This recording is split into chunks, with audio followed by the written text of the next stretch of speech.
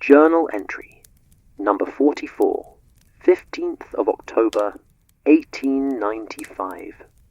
As I sit in my study this evening, the firelight casting dancing shadows across these pages, I find myself compelled to record the strangest case Holmes and I ever encountered. One where the most innocent of dinner conversations concealed the most elaborate deception, and where a snowstorm that trapped us with strangers would reveal that sometimes the greatest mysteries lie not in what people steal, but in what they're willing to sacrifice for those they love. The autumn wind rattles my windows tonight, much as it did that fateful evening nearly 3 months ago, when Holmes first suggested our unexpected journey to Switzerland. I confess, dear journal, that at the time I thought his proposal was quite mad. We had just concluded the rather tedious affair of the Blackwood inheritance, a case that had required more patience than brilliance to solve, and I was looking forward to nothing more ambitious than a quiet evening with my medical journals, and perhaps a modest supper at Simpson's. "Watson," Holmes had announced, bursting into our sitting room with that peculiar energy that always preceded his more unconventional suggestions. "Pack your warmest clothes. We leave for Switzerland tomorrow morning."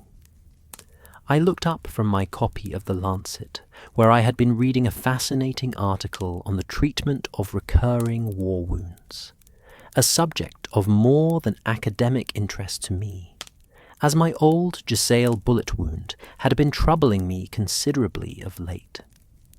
The damp London autumn seemed to have awakened every ache and phantom pain that the Afghan hills had bequeathed to me. "Switzerland?" I replied, setting down the journal and regarding my friend with the mixture of exasperation and affection that had become my habitual response to his more impetuous announcements. "Holmes, might I inquire as to the nature of this sudden continental urgency? Have the Swiss banks been robbed? Has some Alpine mystery captured your imagination?" But Holmes was already moving about the room with that restless energy of his, gathering papers and consulting his continental railway guide. Nothing so dramatic, my dear fellow. Merely a physician's prescription, though not one written by any medical man.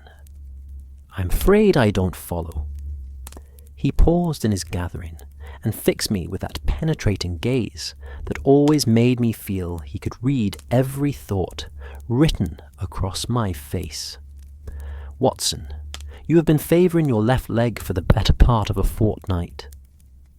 This morning you added an extra spoonful of sugar to your coffee, a sure sign that pain is disrupting your sleep and you require additional energy to compensate. Yesterday evening I observed you massage your shoulder 3 times during dinner, each time when you thought I was not looking." I shifted uncomfortably in my chair, though whether from the accuracy of his observations or the actual discomfort he described, I could not say. "The weather has been rather damp, precisely my point." He resumed his activity, now pulling his small travelling valise from beneath his bed. "What you require is not another London autumn of increasingly bitter cold and penetrating fog, but clean mountain air, therapeutic hot springs, and the sort of complete rest that only distance from Baker Street can provide." "Holmes," I protested, though I confess with less conviction than I had intended, "we cannot simply abandon London on a whim. What of your correspondence, your clients? Mrs. Hudson will think we've taken leave of our senses." "Mrs.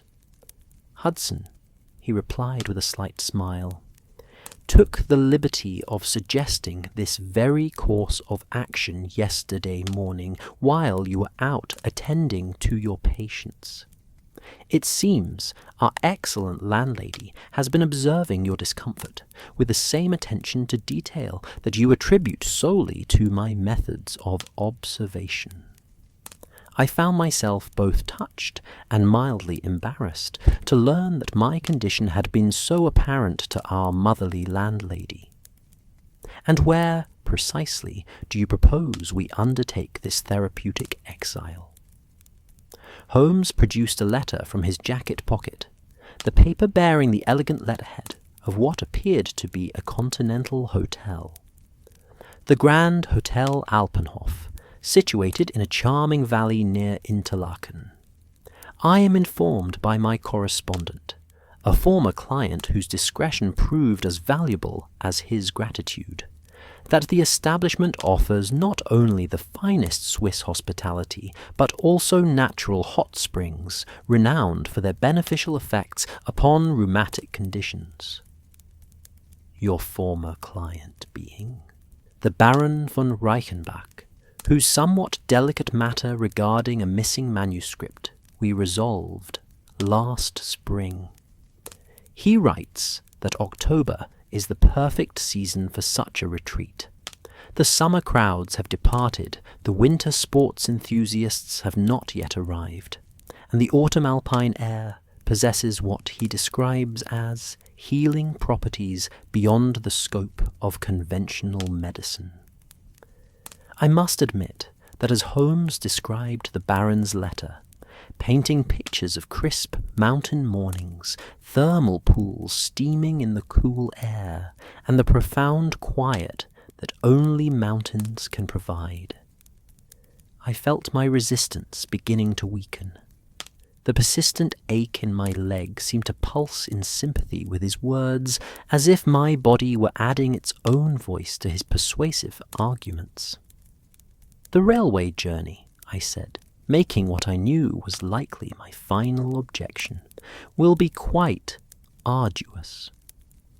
"On the contrary," Holmes replied, and I could detect the note of triumph in his voice that indicated he knew he had won.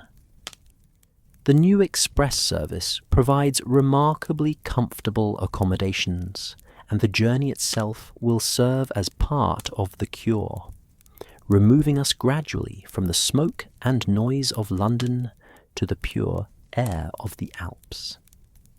And so it was that we found ourselves 36 hours later settled into a first-class compartment of the Continental Express, watching the English countryside give way to French vineyards, and eventually to the dramatic peaks and valleys of Switzerland. I must confess that Holmes had been quite right about the therapeutic value of the journey itself. As London receded behind us, I felt not only the physical relief of motion and changing air, but also a mental lightness that I had not experienced in months. Holmes, for his part, proved to be an excellent travelling companion, demonstrating none of his usual restlessness or impatience with the measured pace of railway travel. Instead, he seemed genuinely interested in observing our fellow passengers and the changing landscape, making occasional observations about European railway systems, Alpine geology, or the curious habits of continental travellers. "Notice, Watson," he said as we shared a compartment with a portly German businessman and an elderly Englishwoman travelling with her companion, "how our German friend checks his pocket watch precisely every 23 minutes, yet never appears anxious about our schedule. This suggests a man accustomed to precision in his business dealings, but confident in systems beyond his control." "And what of our English travellers?" I inquired, enjoying this game of observation that Holmes played so naturally. He glanced discreetly towards the two women, who were engaged in quiet conversation over a guidebook to Swiss hotels. The elder lady, note the quality of her gloves, but the careful mending at the thumb, is gentle but economizing. The younger woman is not her daughter, despite their easy familiarity. Observe the deference in her posture, the way she waits for permission before speaking. A companion, almost certainly, but one treated with genuine affection rather than mere professional courtesy. As if summoned by our attention, the elderly woman looked up from her guidebook with a pleasant smile. "I beg your pardon, gentlemen, but might you be travelling to the Alpine region as well?" "Indeed, madam," I replied, tipping my hat. "Dr. Watson, and this is Mr. Holmes. We are bound for the Grand Hotel Alpenhof." "How delightful!" she exclaimed, and I was struck by the genuine warmth in her voice. "I am Mrs. Pembroke, and this is Miss Morrison, my dear companion. We too are destined for the Alpenhof, though I confess it will be rather grander than our usual accommodations." Holmes leaned forward slightly, his interest clearly piqued. "Your usual accommodations." Miss Morrison, a woman of perhaps 40, with kind eyes and prematurely grey hair, answered with a slight blush. "Mrs. Pembroke is too modest to say so, but she is something of an expert on therapeutic treatments for arthritis. We have visited nearly every spa town in Europe over the past 5 years." "Not an expert, my dear," Mrs. Pembroke corrected gently. "Merely a dedicated student. My late husband's condition required extensive travel in search of relief, and I found myself becoming quite knowledgeable about various treatments. Now I serve as what might charitably be called an informal consultant to other sufferers." I felt an immediate kinship with this practical, compassionate woman. "You must have accumulated considerable experience in such matters." "Indeed, doctor, for I perceive you are a medical man by your bearing and the way you instinctively assess physical comfort in others. I have had occasion to observe many cases similar to what I suspect brings you to the Alps." Her keen eyes had apparently noted my occasional shifting to accommodate my troublesome leg. Holmes and I exchanged a glance of mutual respect for this observant woman. "You are remarkably perceptive, Mrs. Pembroke," Holmes said. "Might I ask what leads you to select the Alpenhof in particular?" "Several factors," she replied, consulting her guidebook. "The thermal springs are fed by a particularly rich mineral source. The altitude provides excellent air quality without being so elevated as to cause distress, and—" here she smiled with obvious pleasure, "I am told the establishment attracts a most interesting variety of guests. Travelling can become quite solitary when undertaken primarily for medical purposes. The opportunity for a civilized company adds greatly to the therapeutic value of any retreat." The German gentleman, who had been listening to our conversation with apparent interest, cleared his throat politely. "Entschuldigung, pardon me, I could not help but overhear. I too am bound for the Alpenhof, and if I may be so bold, I believe Mrs. Pembroke's assessment is quite accurate. My name is Heinrich Müller, Dr. Heinrich Müller of Vienna, and I have stayed at the Alpenhof twice before." "A medical colleague?" I inquired. "Of sorts, doctor." Müller replied with a slight accent that spoke of careful education in multiple languages. "I am what might be called a specialist in nervous disorders. The combination of thermal treatments, mountain air, and the particular. The atmosphere of the Alpenhof has proven remarkably beneficial for patients suffering from what we term neurasthenia, nervous exhaustion brought on by the pressures of modern life." Holmes's eyebrows rose slightly at this description. "You speak of the atmosphere as if it possesses particular therapeutic properties beyond the obvious physical benefits. Dr. Mellor's weathered face creased in a thoughtful smile. Indeed, Mr. Kulm, Holmes. The Alpenhof has developed something of a reputation among European physicians as a place where healing encompasses more than mere physical restoration. The proprietor, Herr Zimmermann, has created an environment that encourages, how do you say, the restoration of psychological equilibrium as well as bodily health. As our train wound through increasingly dramatic alpine scenery, I found myself genuinely anticipating our arrival at this remarkable establishment. The prospect of thermal baths and mountain air had initially attracted me purely for their potential relief of my physical discomforts, but the conversation with our fellow travellers had awakened my curiosity about the social and psychological dimensions of our destination. Holmes, I observed, was displaying that particular quality of attention that indicated his detective instincts were engaged, though whether by Dr. Muller's intriguing descriptions or by some other aspect of our journey, I could not determine. He had begun that subtle process of observation and cataloguing that always preceded his most interesting deductions. Dr. Muller, he said, his tone carefully casual. You mentioned that you had stayed at the Alpenhof twice before. Might I inquire whether you found the variety of guests as interesting as Mrs. Pembroke anticipates? The Austrian physician's expression grew thoughtful, and I detected a slight hesitation before he answered.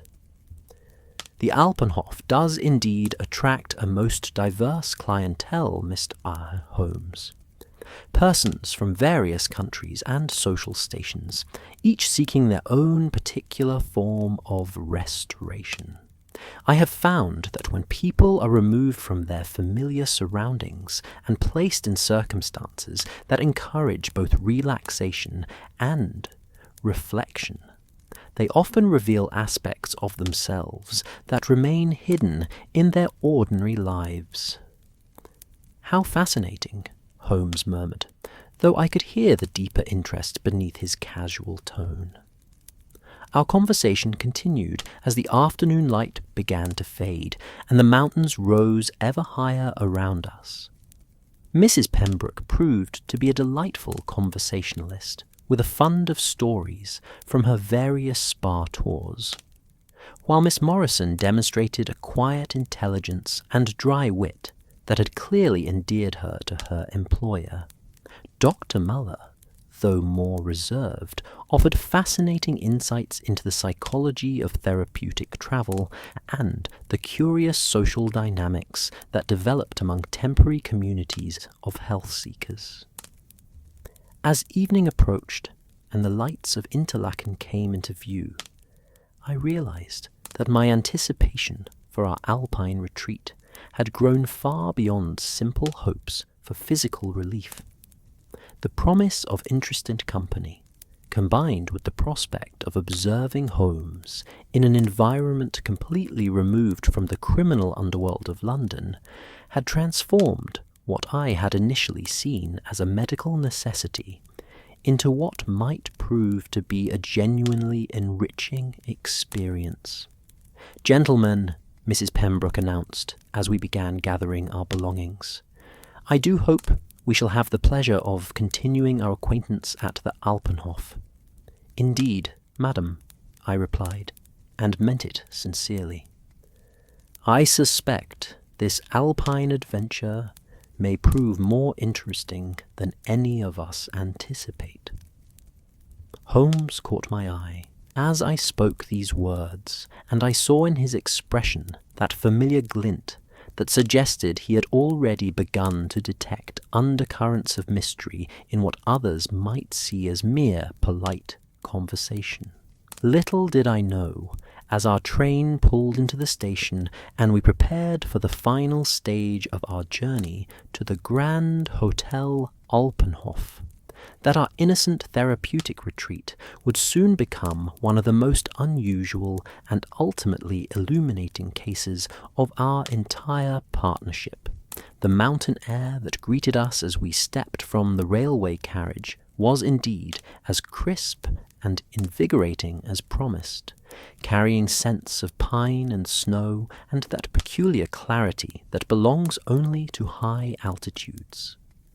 But beneath that crystalline purity, had I known to detect it, lay the first subtle whispers of the storm that would soon trap us all in circumstances none of us could have foreseen, and with consequences that would challenge not only Holmes's methods of detection, but his understanding of justice itself. The carriage ride from Interlaken to the Grand Hotel Alpine Hotel wound through valleys that seemed carved by the hands of ancient gods, each turn revealing vistas more breathtaking than the last. As we climbed steadily higher into the mountains, I found myself reflecting, as I do now, these many months later, upon how external forces so often serve to reveal the internal truths we carry within us. The approaching storm that would soon trap us all together was merely nature's way of creating the circumstances necessary for human nature to reveal itself in its most authentic form. The Alpenhof, when it finally came into view as our carriage rounded a particularly dramatic bend, exceeded even my elevated expectations. The hotel rose from its mountain perch like something from a fairy tale, its timber and stone construction perfectly harmonized with the alpine landscape, while suggesting luxury and comfort beyond anything I had imagined. Gas lamps already glowed warmly in the gathering dusk, and smoke rose from multiple chimneys, promising the kind of hearth-warmed welcome that only the finest establishments can provide. "Magnificent," breathed Mrs. Pembroke from the seat opposite, and even the usually reserved Miss Morrison murmured her agreement. Dr. Muller nodded approvingly, while Holmes surveyed the building with that analytical eye that automatically catalogued architectural details, security considerations, and what he would later describe as the subtle signs that distinguish genuine hospitality from mere commercial accommodation. As our carriages drew up before the hotel's grand entrance, I was struck by the immediate attention we received. The staff moved with practiced efficiency, yet without the impersonal haste that characterized so many commercial establishments. Our luggage was handled with care, and we were ushered into a lobby that managed to be both imposing and welcoming, a considerable architectural achievement that spoke well of the proprietor's understanding of his guests' needs. Herr Zimmermann himself appeared within moments of our arrival, a man of perhaps 50, with the robust health that mountain living often bestows, yet possessing the refined manners of one accustomed to catering to distinguished guests. His English, though accented, was precise and cultured, and his greeting suggested genuine pleasure at our arrival, rather than mere professional courtesy. "Dr. Watson, Mr. Holmes," he said, consulting what appeared to be a leather-bound registry. "We are honoured by your presence. Dr. Muller, welcome back to the Alpenhof. Your usual suite has been prepared. Mrs. Pembroke, Miss Morrison, I trust your journey was comfortable?" I was impressed by his personal attention to each guest, suggesting either an exceptional memory or very thorough preparation for our arrival. As we completed the registration formalities, I became aware of other guests moving about the lobby and adjacent public rooms, figures glimpsed peripherally but suggesting the diverse and interesting company that Mrs. Pembroke had anticipated. Holmes, I noticed, had positioned himself where he could observe both the registration desk and the broader social dynamics of the hotel, his attention apparently casual, but, in reality, meticulously cataloguing every detail. Already, I suspected, he was beginning to form those preliminary impressions that would later prove so crucial to understanding the events that were to unfold.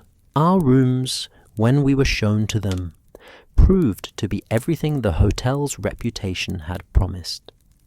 Mine overlooked the valley through which we had travelled, offering views that would surely prove therapeutic in themselves, while Holmes's adjacent chamber commanded a prospect of the hotel's gardens and the dramatic peaks beyond. Both rooms were furnished with that combination of comfort and elegance that characterizes truly superior accommodation, and the thermal heating system, fed, we were informed, by the same mineral springs that supplied the hotel's famous baths, ensured a warmth and comfort that seemed almost luxurious after the increasingly chill mountain air. "Watson," Holmes said, appearing at the connecting door between our chambers as I was unpacking my medical bag, "I suggest we explore the hotel's public areas before dinner. The evening hours often provide the most revealing insights into an establishment's character and clientele." I readily agreed, partly out of curiosity about our temporary home, but primarily because I had already begun to feel the beneficial effects of the mountain air, and wished to explore the grounds before darkness made such exploration impossible. Holmes, I suspected, had other motivations for this preliminary reconnaissance, though as yet I could not determine what particular aspects of our situation had engaged his detective instincts. The hotel's public areas proved to be a marvel of thoughtful design and comfortable elegance. The main salon occupied what must have been the entire ground floor of one wing, with enormous windows offering panoramic mountain views and furnishings arranged to encourage both intimate conversation and larger social gatherings. A magnificent stone fireplace dominated one end of the room, already crackling with a welcoming fire that seemed to draw guests naturally into its warm circle. The thermal bath facilities, which we inspected briefly during our tour, exceeded even Dr. Müller's enthusiastic descriptions. The mineral pools, fed by natural hot springs, were housed within a conservatory that provided the sensation of bathing outdoors while protecting against mountain weather. The water itself possessed that distinctive mineral scent that spoke of deep earth origins and genuine therapeutic properties, and I found myself anticipating my first immersion with considerable pleasure. It was during this initial exploration that we encountered several of our fellow guests, each introduction adding new dimensions to what was clearly becoming a fascinating social microcosm. The first was a woman of perhaps 35, possessed of striking beauty and an unmistakable air of aristocracy, who was examining the hotel's small but excellent library when we entered. "Gentlemen," she said in English, touched with a faint continental accent, "you must be the English travellers who arrived with Dr. Müller. I am Countess Elena Valdez." Her smile was warm, but carried that subtle reserve that speaks of noble birth and careful breeding. Holmes executed a perfect bow, while I offered a respectful nod. "Dr. Watson, and this is Mr. Holmes. We are delighted to make your acquaintance, Countess." Dr. Watson. How fortunate. I was hoping to encounter a medical man during my stay. I suffer from what my own physicians describe as nervous exhaustion, brought on by the pressures of managing family estates in increasingly difficult times. She gestured elegantly toward the bookshelves. I find that combining the hotel's excellent thermal treatments with improving literature provides the most comprehensive restoration. As she spoke, I found myself automatically cataloguing the subtle signs that confirmed both her aristocratic status and her current circumstances. Her clothing was of the finest quality, but showed the careful maintenance that suggested reduced means, while her manner combined natural authority with a hint of the anxiety that often accompanies financial uncertainty. Holmes, I observed, was making his own assessments with typical thoroughness. Our conversation was interrupted by the approach of another guest, a man of perhaps 40, impeccably dressed in the manner of successful commerce, with the confident bearing that speaks of considerable worldly achievement. His introduction confirmed my initial assessment. "Pemberton," he said, extending a firm handshake. "James Pemberton of Pemberton Industries. Delighted to meet fellow Englishmen. One encounters so few familiar accents in these Alpine retreats. Mr. Holmes, Dr. Watson," Holmes replied. "We understand the Alpenhof attracts guests from across Europe." "Indeed it does," Pemberton agreed, though I detected a slight tension beneath his hearty manner. "Myself, I come here annually to escape the pressures of industrial management. The steel business, gentlemen, leaves little opportunity for rest during the normal course of the year." As we chatted, I began to sense undercurrents that suggested Mr. Pemberton's retreat might involve more than simple desire for relaxation. His hands, though well manicured, showed signs of recent stress, slight tremors when he thought himself unobserved, and a tendency to check his pocket watch more frequently than the passage of conversation required. Holmes, naturally, had noted these details as well, though his own manner remained perfectly cordial and unrevealing. Our growing group was joined by a young woman of perhaps 25, plainly but neatly dressed, with the quiet composure that often characterizes those who earn their living through service to others. Her introduction confirmed my assessment.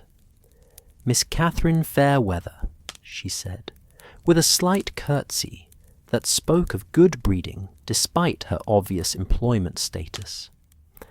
"I serve as governess to the Marchmont family, though I am presently enjoying a brief holiday through my employer's generosity."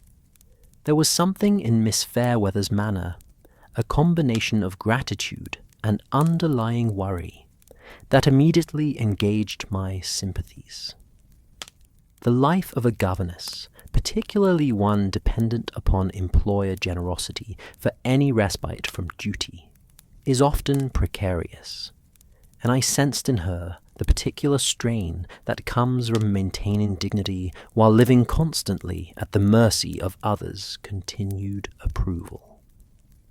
Holmes's attention had sharpened perceptibly during Miss Fairweather's introduction, though he maintained his outward attitude of polite interest. I had learned to recognize this particular quality of attention in my friend. It suggested that he had detected some detail or inconsistency that merited further observation, though as yet I could not determine what had caught his interest. Our informal gathering continued to grow as we moved toward the dining room for dinner. We were joined by a final member of what would prove to be our complete party, a man of perhaps 50, distinguished in appearance, but somehow elusive in manner, who introduced himself simply as Ashford. "Thomas Ashford," he he said with the kind of smile that manages to be both pleasant and entirely unrevealing. I travel frequently on business, import and export, and find these Alpine retreats provide necessary respite from the demands of continental commerce. I noticed that Mr. Ashford's introduction, while perfectly polite, conveyed remarkably little specific information about either his business or his circumstances. Holmes, I observed, had noted this as well, though his own response remained warmly cordial. The dinner itself proved to be a remarkable affair, both for the excellence of the cuisine and for the fascinating interplay of personalities around our table. Herr Zimmermann had arranged for us to be seated together, whether by design or mere convenience I could not determine, and the conversation that developed over the course of the meal provided insights into each of our companions that proved, in retrospect, crucial to understanding the events that were to follow. It was during the fish course that Countess Valdez made the observation that would later assume such significance, though at the time it seemed merely an elegant woman's natural pride in a beautiful possession. "I must confess," she said, touching the extraordinary brooch that adorned her evening dress, "that I feel almost guilty about wearing such finery in these rustic surroundings. This piece belonged to my great-grandmother, a gift from a Medici prince, according to family legend. The jeweller who last appraised it described it as irreplaceable, both for its historical significance and its artistic merit. The brooch was indeed remarkable, an intricate creation of gold and precious stones that caught the candlelight with every movement, clearly the work of a master craftsman, and undoubtedly of considerable value. Each of our dinner companions examined it with appropriate appreciation, though I noticed that several seemed to study it with more than casual interest. Mr. Pemberton's commercial eye clearly assessed its worth, while Miss Fairweather's gaze held a quality of wistful longing that spoke of reduced circumstances and financial anxiety. Dr. Muller examined it with the precision of one accustomed to evaluating valuable objects, and Mr. Ashford's interest seemed oddly professional for someone supposedly engaged in import-export business. Holmes, naturally, observed not only the brooch itself, but each person's reaction to it, with his characteristic thoroughness. Family heirlooms, Mrs. Pembroke observed thoughtfully, carry such weight of history and responsibility. One feels almost like a custodian, rather than an owner. Precisely, the Countess agreed. There are times when I wonder whether such pieces belong in museums rather than private collections, yet the sentimental attachment makes parting with them unthinkable. As the evening progressed, we moved to the main salon for coffee and liqueurs, and I began to observe the subtle social dynamics that were developing among our group. The Countess, despite her reduced circumstances, maintained natural authority as the highest-ranking member of our party, while Mr. Pemberton's commercial success gave him confidence in expressing opinions on a wide range of subjects. Dr. Muller's professional status and previous familiarity with the hotel made him something of an informal guide to the establishment's amenities and customs. Miss Fairweather, though obviously well-educated and intelligent, maintained the careful reserve appropriate to her dependent status, contributing to conversations when invited, but never presuming upon the social equality that her circumstances did not permit. Mr. Ashford proved to be an entertaining conversationalist with a fund of stories from his travels, though I noticed that his anecdotes, while amusing, revealed remarkably little about his actual business activities. Holmes, for his part, played the role of interested observer to perfection, encouraging each person to speak freely about their backgrounds and circumstances, while revealing little of his own famous profession. I suspected he was already beginning to form those preliminary character assessments that would later prove so valuable, though his methods remained subtle enough that our companions likely saw him as merely a well-travelled gentleman with broad intellectual interests. It was near 10 o'clock when Herr Zimmermann approached our group with a slight frown of concern creasing his usually pleasant features. "Ladies and gentlemen," he said, "I feel I should inform you that the weather reports suggest we may experience rather severe conditions over the next several days. A significant storm system is approaching from the west, and while the hotel is fully prepared for such eventualities, it is possible that travel to and from the valley may become temporarily impossible." Mr. Pemberton looked up sharply from his brandy.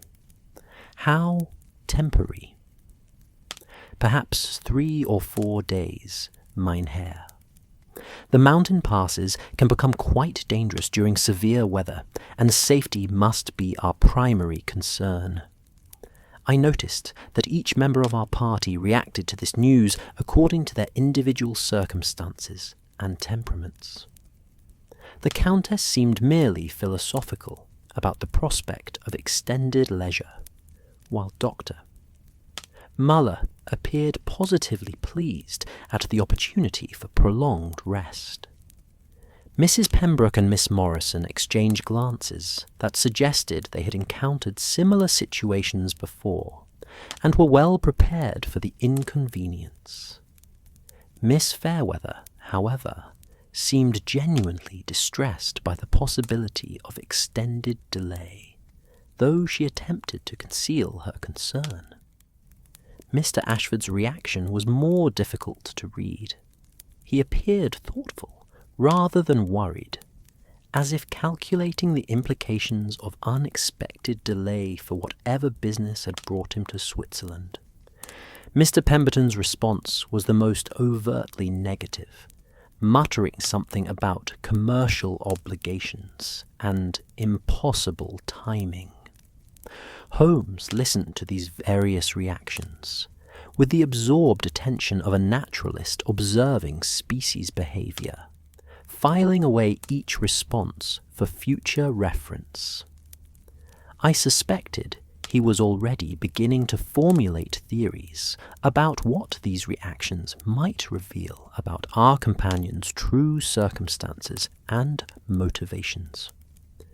As the evening drew to a close and our party began to disperse toward their respective chambers, I found myself reflecting upon the curious social experiment that circumstances seemed to be creating. Here we were, 8 strangers from diverse backgrounds, about to be confined together by forces beyond our control, in circumstances that would inevitably reveal far more about each of us than ordinary social intercourse would normally permit. The Countess retired first, carefully securing her remarkable brooch in what appeared to be a specially designed travel case, while expressing her pleasure at the prospect of several days of uninterrupted rest and cultivation. The others followed gradually, each bidding pleasant good nights and expressing hopes for continued agreeable company during our enforced stay. Holmes and I were among the last to retire, pausing in the now quiet salon to observe the dying fire and listen to the wind that had begun to rise outside the hotel's substantial walls. An interesting collection of personalities, I observed, settling into one of the comfortable chairs near the fireplace. "Indeed?" Holmes replied, though his tone suggested deeper currents of thought than my casual comment had intended to provoke. "Tell me, Watson, what did you make of our dinner conversation?" "Pleasant enough, though I suspect each of our companions is carrying burdens they haven't chosen to share. Miss Fairweather seems particularly anxious about something, and Mr. Pemberton's commercial confidence appears to mask some underlying concern." "Very good. And what of the Countess's brooch?"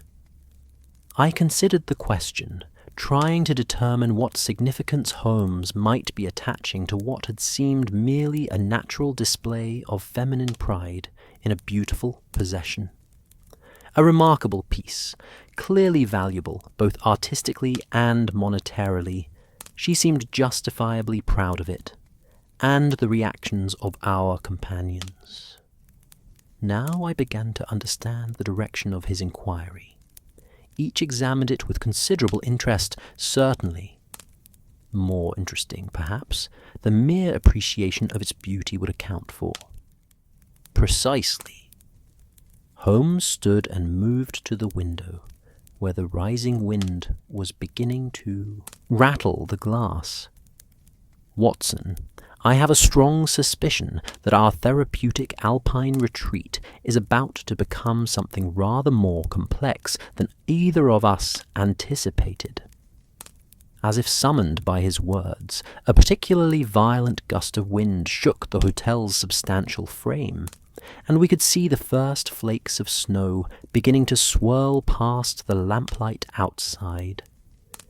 The storm that would trap us all together was beginning in earnest, and with it, the circumstances that would transform our innocent gathering of health-seekers into one of the most unusual and ultimately enlightening cases of our partnership. I retired to my chamber that night, with the sound of increasing wind in my ears, and Holmes's prophetic words echoing in my mind, little knowing that before another sunset, the Countess's precious brooch would be gone, and our pleasant collection of fellow guests would be transformed into a circle of suspects in one of the most delicately handled investigations of Holmes's entire career. I awoke the following morning to a world transformed. The storm that Herr Zimmermann had predicted with such accuracy had arrived during the night, with a ferocity that even my military experience had not prepared me to expect in these alpine regions. Snow lay thick against my chamber windows, and the wind continued to howl with such persistence that the very walls of the substantial hotel seemed to vibrate with its force. Looking back now, I realize that nature had indeed conspired to create the perfect conditions for the extraordinary events that were about to unfold, isolating us completely from the outside world and creating that peculiar intimacy that develops among strangers when they find themselves dependent upon one another for society and comfort. My morning routine, usually so predictable and comforting, was disrupted almost immediately by sounds from the corridor outside my chamber. Not the quiet efficiency of hotel staff going about their duties, but rather the unmistakable tones of distress and urgency that my medical training had taught me to recognize instantly. Even before the rapid knocking came at my door, I was already reaching for my dressing gown, my physician's instincts fully aroused. Dr. Watson, please come quickly." The voice belonged to Miss Morrison, Mrs. Pembroke's companion, and carried such genuine alarm that I required no further urging. I opened my door to find Miss Morrison in a state of considerable agitation, her usually composed demeanour entirely abandoned. Behind her stood Herr Zimmermann, his face grave with concern, while further down the corridor I could see other guests beginning to emerge from their chambers in response to what were unmistakably cries of distress emanating from the Countess's suite. "What has happened?" I inquired, even as I was already moving toward the source of the commotion. "It is the Countess, Doctor," Herr Zimmermann replied, his English becoming slightly more accented under stress. "She is most distraught. We hoped that your medical expertise might provide some assistance." The door to the Countess's suite stood open, and as we approached, the sounds of genuine anguish became more distinct. I could hear Countess Valdez speaking rapidly in what I took to be Spanish, her voice carrying the particular quality of distress that speaks of loss rather than mere physical discomfort. Mrs. Pembroke was attempting to provide comfort in her practical, motherly way, while Dr. Muller's presence suggested that medical assistance had already been summoned. As I entered the suite, I was immediately struck by the scene of disorder that greeted me. The Countess's personal effects were scattered about the sitting room with the systematic thoroughness that speaks not of casual disturbance, but of deliberate search. Drawers had been opened, and their contents carefully examined, while papers and personal items lay arranged with the kind of methodical precision that suggested someone had been looking for something specific. The Countess herself sat in a chair near the window, her face pale, but her bearing still possessed of that natural dignity that no amount of distress could entirely diminish. She looked up as I entered, and I could see in her dark eyes the particular combination of shock and disbelief that characterizes the victim of theft. "Dr. Watson," she said, her accented English carefully controlled despite her obvious emotional state. "Forgive me for disturbing your morning, but I find myself in most desperate circumstances." "Countess," I replied, approaching with the careful manner I had learned to adopt when dealing with patients in states of acute distress. "Please tell me what has occurred. Perhaps I can be of assistance." She gestured toward the dressing table, where an ornate jewelry case stood open, its velvet-lined compartments clearly visible.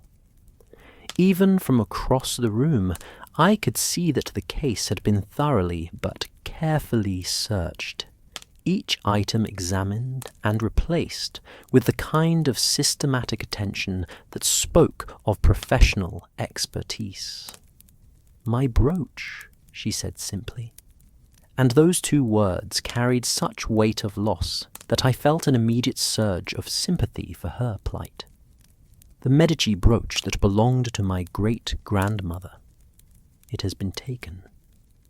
Dr. Muller, who had been examining the jewelry case with professional thoroughness, looked up as I approached. "I have made a preliminary examination," he said quietly. "The case shows no signs of forced entry, and indeed, nothing else appears to have been disturbed. Only the brooch is missing.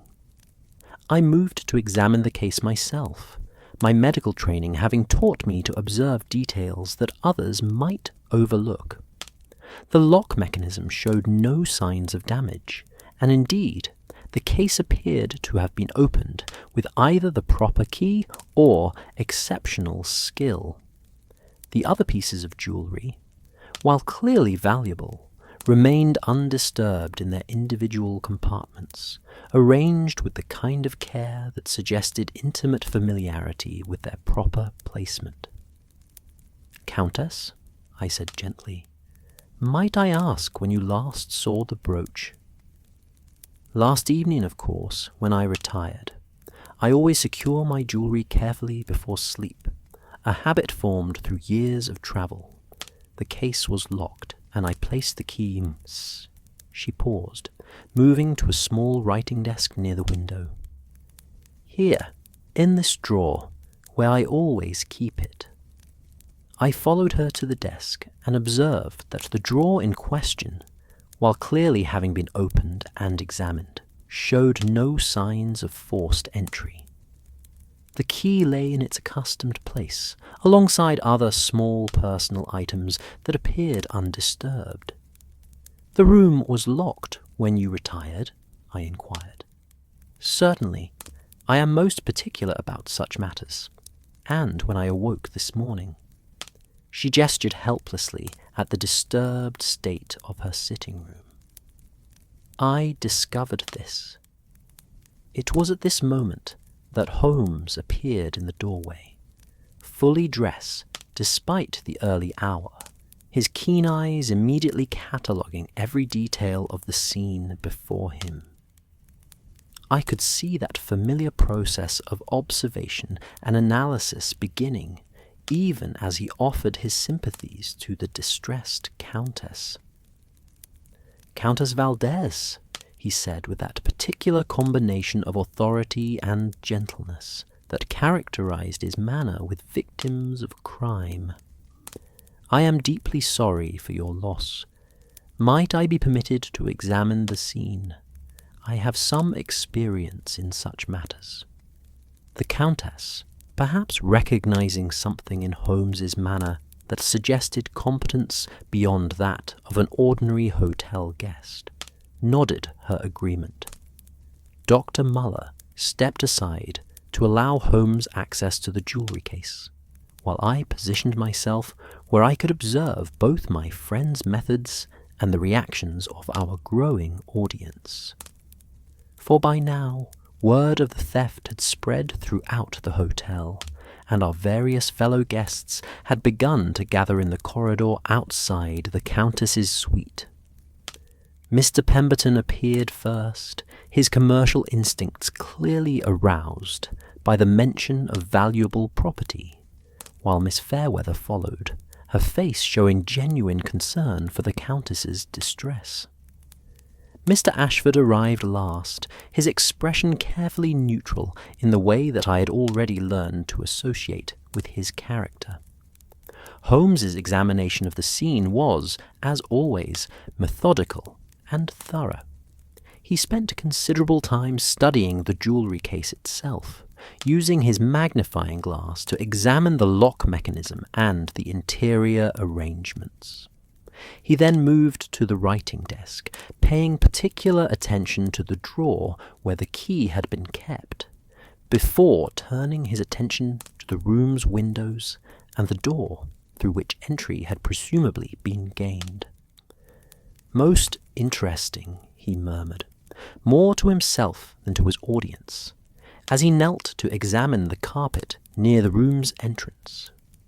His magnifying glass revealed something that caused him to nod with satisfaction, though he made no immediate comment about his discovery. The examination of the windows proved particularly intriguing. The Countess's suite was located on the second floor of the hotel, with windows that opened onto a small balcony overlooking the gardens. Holmes spent several minutes studying the window latches and examining the balcony itself, despite the continuing storm that made such outdoor investigation decidedly uncomfortable. "The snow," he observed to me quietly as he returned from the balcony, "provides excellent evidence of recent activity, or the lack thereof."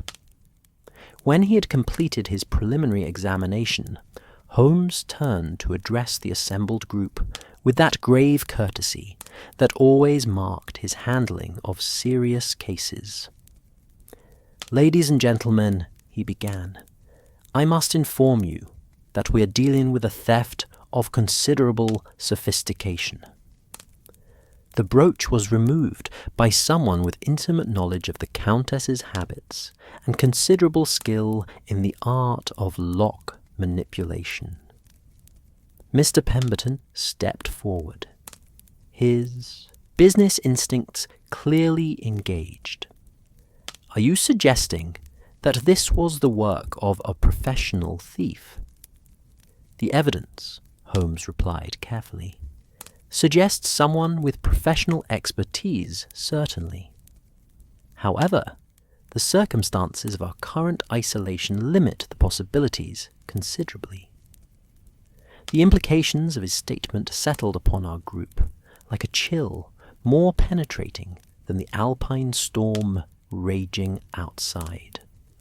If the theft had been committed by someone with professional skills, yet we were trapped by the weather with no possibility of outside entry or departure, then the thief must necessarily be among our small community of guests. Dr. Mueller was the first to voice what we were all beginning to realize. You mean to suggest that one of us... He could not bring himself to complete the accusation. I suggest nothing beyond what the evidence reveals, Holmes replied diplomatically. However, the facts must be faced with courage and honesty if we hope to resolve this matter satisfactorily. The Countess, who had remained silent during Holmes's examination, now spoke with quiet dignity. Gentlemen, ladies, I wish to make my position clear. While the brooch is indeed precious to me, both sentimentally and financially, I have no desire to see innocent persons subjected to suspicion or distress on my account. If it cannot be recovered without causing discord among our company, I am prepared to accept my loss with resignation. Her words, spoken with such grace under circumstances that would have rendered many persons bitter or accusatory, seemed to touch each member of our group in different ways. Mrs. Pembroke expressed immediate sympathy and support, while Miss Morrison murmured agreement with her employer's charitable sentiments. Miss Fairweather appeared genuinely moved by the Countess's magnanimity, and even Mr. Ashford's usually impassive expression softened with what appeared to be genuine respect. Mr. Pemberton, however, seemed troubled by implications beyond the immediate theft. Countess, while your generosity does you credit, we must consider the broader consequences. If there is indeed a thief among our company, what guarantee do any of us have that our own property is secure? It was a practical concern that I had to acknowledge carried considerable weight. We were, after all, trapped together for an indefinite period, and the knowledge that one among us was capable of such violation of trust and hospitality would inevitably poison the atmosphere of our enforced community. Holmes seemed to understand the delicate balance of concerns that the situation presented. Mr. Pemberton raises valid points, he said thoughtfully. However, I would suggest that hasty conclusions or accusations would be equally harmful to our collective peace of mind. Might I propose that we allow me to conduct a more thorough investigation, with the understanding that any conclusions I reach will be shared with complete discretion and tact? Herr Zimmermann, who had remained largely silent during these proceedings, now steps forward with obvious relief. Mr. Holmes, if you are indeed willing to undertake such an investigation, you would have my complete cooperation and that of my staff. The reputation of the Alpenhof depends upon the security and comfort of our guests.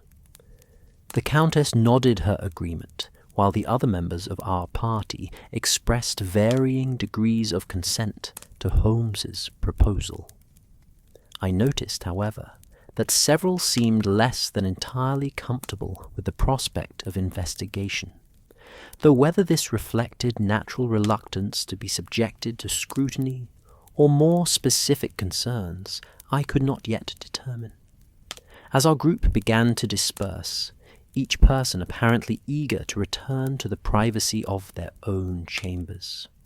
Holmes caught my arm and indicated that I should remain behind.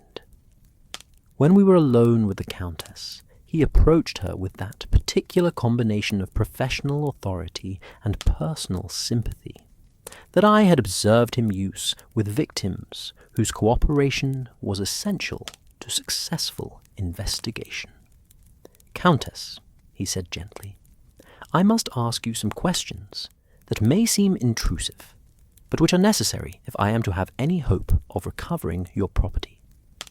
She inclined her head graciously. "I understand, Mr. Holmes. Please proceed." "The brooch, beyond its sentimental value, what would you estimate its monetary worth to be?" The Countess considered carefully before answering. "The last appraisal, conducted in Vienna 2 years ago, valued it at approximately £15,000. However, given its historical provenance and artistic significance, a collector might pay considerably more. I confess that the figure startled me. £15,000 represented a fortune that would secure comfortable independence for most persons for the remainder of their lives. The theft was not merely a violation of trust, but a crime of considerable magnitude. And who among your acquaintances would be aware of this value?" Holmes continued. "Very few, I should think. The appraisal was conducted privately, and I am not in the habit of discussing my financial affairs. Indeed, the primary reason I continue to wear such pieces is that selling them would represent a final acknowledgement of my reduced circumstances." Holmes nodded, understanding. "One final question, if you will permit it. Have you observed any particular interest in your jewellery from any of our fellow guests?" The Countess was quiet for a long moment, clearly reluctant to cast suspicion upon persons who had shown her courtesy and friendship.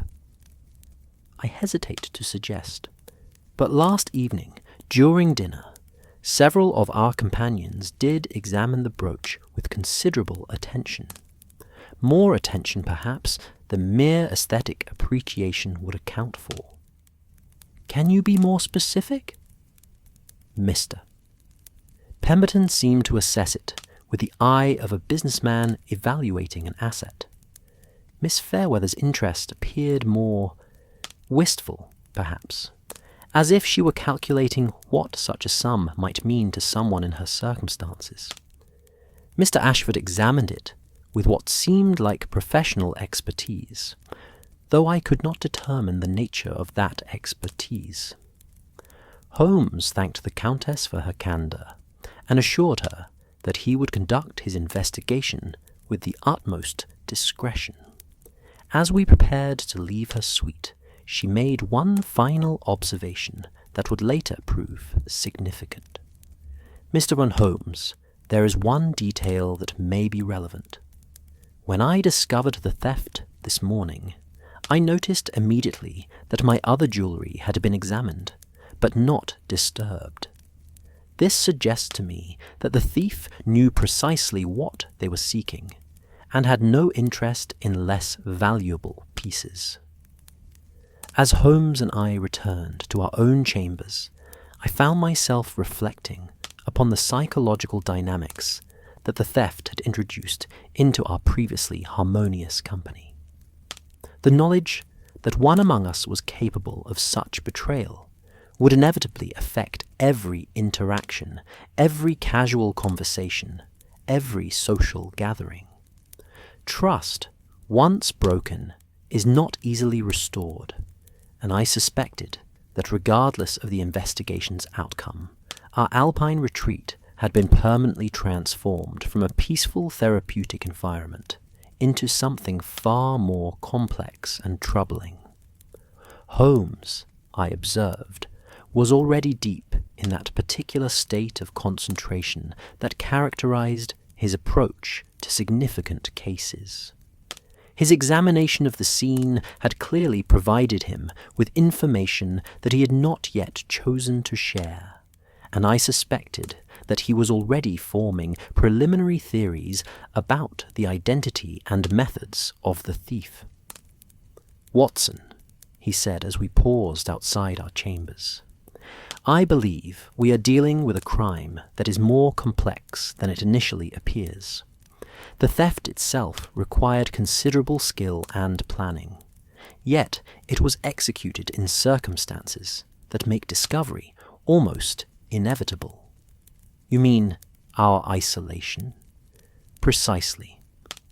Any professional thief would recognize that operating within such a confined group virtually guarantees eventual exposure.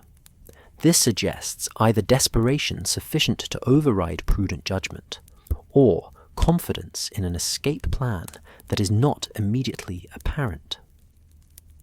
As I prepared to dress for breakfast, I found myself contemplating the extraordinary transformation that a single night had wrought upon our circumstances.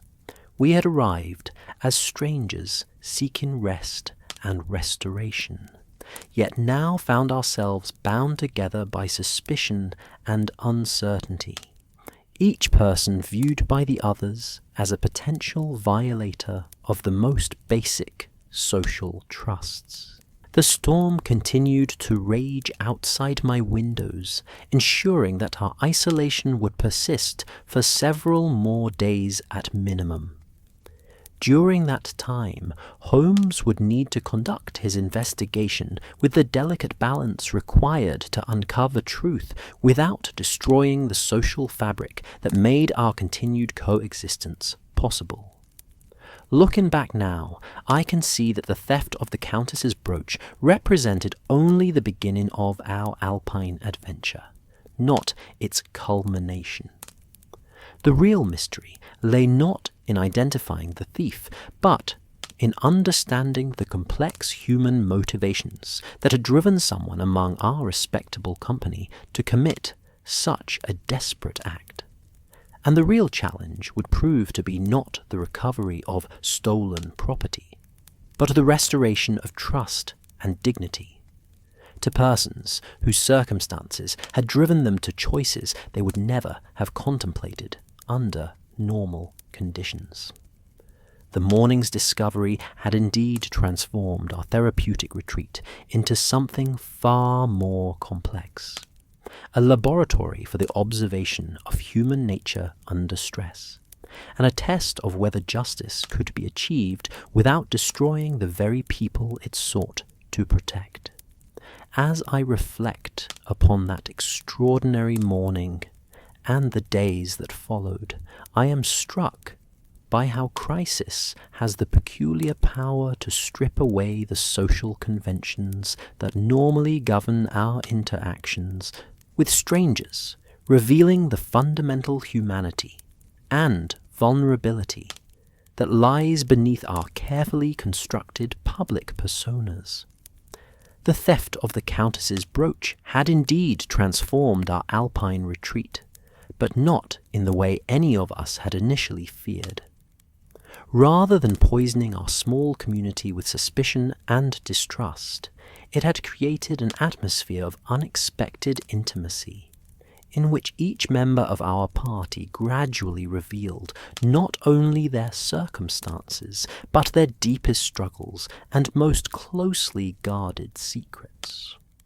Holmes, with his characteristic blend of methodical investigation and psychological insight, had proposed that we gather each morning in the hotel's main salon for what he diplomatically termed informal conversations.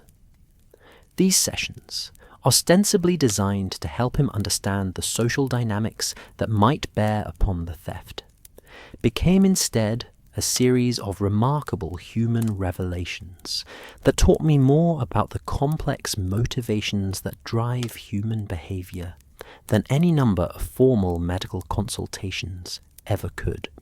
The first of these gatherings took place in the morning following our discovery, with snow still falling steadily outside the tall windows, and the wind continuing its relentless assault upon the hotel's sturdy walls. We assembled around the great fireplace, each person carrying with them the particular tension that comes from knowing one is both investigator and potential suspect in the same inquiry. Holmes had positioned himself where he could observe each face clearly while maintaining an attitude of casual interest rather than formal interrogation. I took my own seat slightly apart, where my medical training could be employed in studying the subtle physical manifestations of stress and anxiety that each person displayed.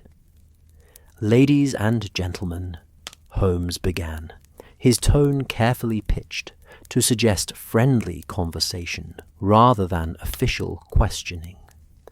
I thought it might be helpful if we could learn something more about each other's backgrounds and circumstances. Often, understanding the pressures and concerns that bring people to places like the Alpine Hotel can provide insight into unusual situations that might arise. Mrs. Pembroke, with her natural motherly instincts and social ease, was the first to respond. "What a thoughtful approach, Mr. Holmes. I confess that travelling for medical purposes can become quite lonely when one knows nothing of one's fellow guests beyond the most superficial pleasantries." "Indeed," agreed Dr. Muller, settling back in his chair with the air of a man accustomed to such discussions. "In my experience treating nervous disorders, I have observed that isolation often exacerbates the very conditions that bring patients to seek treatment. Social connection can be as therapeutic as any mineral bath." Miss Fairweather, who had been sitting quietly with her hands folded in her lap, looked up with genuine interest. "Dr. Muller, might I ask what sort of nervous disorders you typically encounter in your practice?" The Austrian physician's weathered face grew thoughtful. "Primarily what we term neurasthenia, a condition brought on by the excessive pressures of modern life. Patients present with symptoms of exhaustion, anxiety, and what might be described as spiritual depletion. They have pushed themselves beyond their natural limits in pursuit of success or survival, and their nervous systems have begun to rebel." Mr. Pemberton shifted uncomfortably at this description, and I noticed him unconsciously massaging his temples in a gesture that spoke of chronic tension.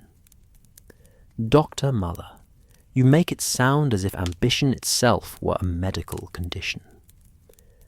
"Not ambition, mein Herr, but rather the relentless pressure that modern commerce places upon those who would succeed within its systems. I have treated many industrialists and businessmen who have achieved considerable success, yet find themselves unable to enjoy the fruits of their labor due to the constant anxiety that such success demands." The personal nature of Dr. Muller's observations seemed to strike Mr. Pemberton with uncomfortable accuracy. He was quiet for a moment before speaking again, his voice carrying a note of reluctant confession. "You describe the condition with remarkable precision, Doctor. I must admit that my own journey to the Alpine Hotel was motivated by difficulties of this nature." He paused, appearing to struggle with whether to continue. "The steel business has become increasingly competitive in recent years. Larger companies with greater resources have begun to dominate markets that smaller operations like mine once found profitable." Holmes leaned forward slightly, his expression showing nothing more than polite interest. "That must create considerable stress. Indeed it does. The choice becomes one of expansion or extinction, either grow large enough to compete with the industrial giants, or accept gradual failure as they absorb one's traditional customers.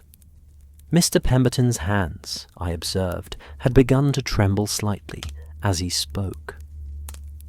The capital requirements for such expansion are substantial, far beyond what conventional banking arrangements can provide. The Countess, who had been listening with the careful attention that characterized her approach to all social interactions, spoke with gentle sympathy. "Mr. Pemberton, you speak as if you face this challenge entirely alone. Surely there are partners or associates who might share such burdens?"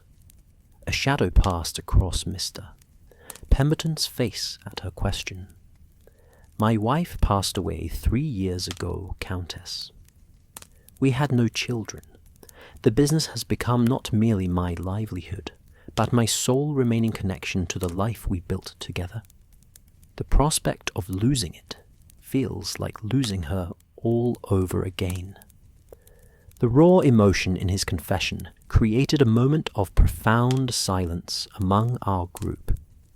I found myself deeply moved by this successful man's revelation of such fundamental loneliness and fear, while simultaneously noting how financial desperation might drive even honourable persons to consider actions they would normally find unthinkable.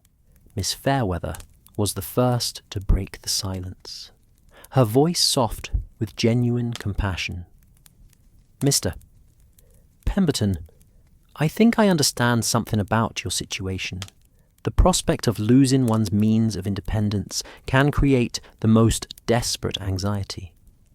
Holmes turned his attention to the young governess with that particular quality of gentle inquiry that encouraged confidence. "Miss Fairweather, you speak as if from personal experience." She coloured slightly, but met his gaze with quiet dignity. "Indeed I do, Mr. Holmes. My position with the Marchmont family, while pleasant in most respects, exists entirely at their continued pleasure. I have no family resources to fall back upon, no independent means of support. Should my services no longer be required—" "Surely," Mrs. Pembroke interjected, "the Marchmont family appreciates your dedication and would provide appropriate references for future employment." Miss Fairweather's smile carried a note of bitter experience. "Mrs. Pembroke, you are kind to assume such consideration, but the reality of domestic service can be quite different from its ideal. References are not always forthcoming, and even when they are, positions for governesses are becoming increasingly scarce as families choose to send their children to schools rather than employ private teachers." Mr. Ashford, who had remained characteristically silent during these exchanges, now spoke with what appeared to be genuine curiosity. "Miss Fairweather, what would constitute security in your situation? What sort of resources would allow you to feel confident about your future?" The directness of his question seemed to surprise her, and she considered carefully before answering. "I have calculated that a sum of approximately £5,000, properly invested, would provide sufficient income to support modest, independent living. It is not a large fortune by most standards, yet it might as well be 5 million for all the hope I have of acquiring it through my current employment." The specificity of her calculation struck me as significant, suggesting that she had given considerable thought to the precise financial requirements of her situation. Holmes, I observed, had noted this detail as well, though his expression remained neutral.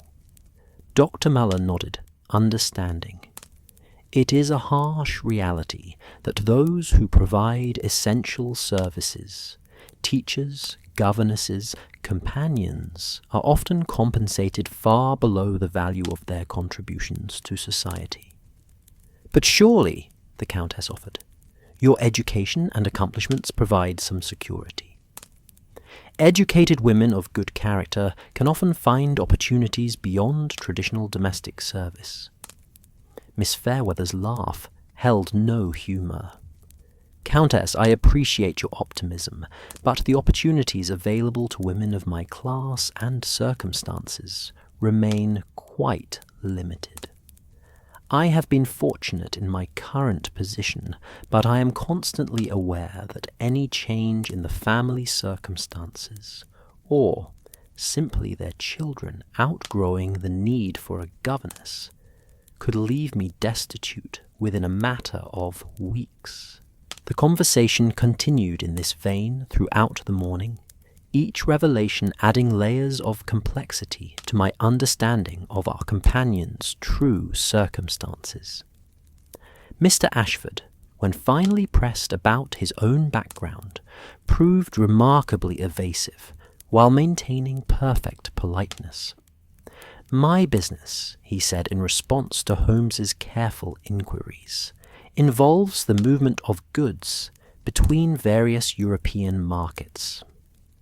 Import and export, as I mentioned, though the specific commodities vary according to opportunity and demand.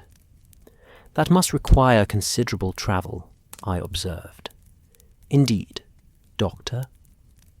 Watson, I maintain business relationships across the continent, which necessitates frequent movement and extended periods away from England.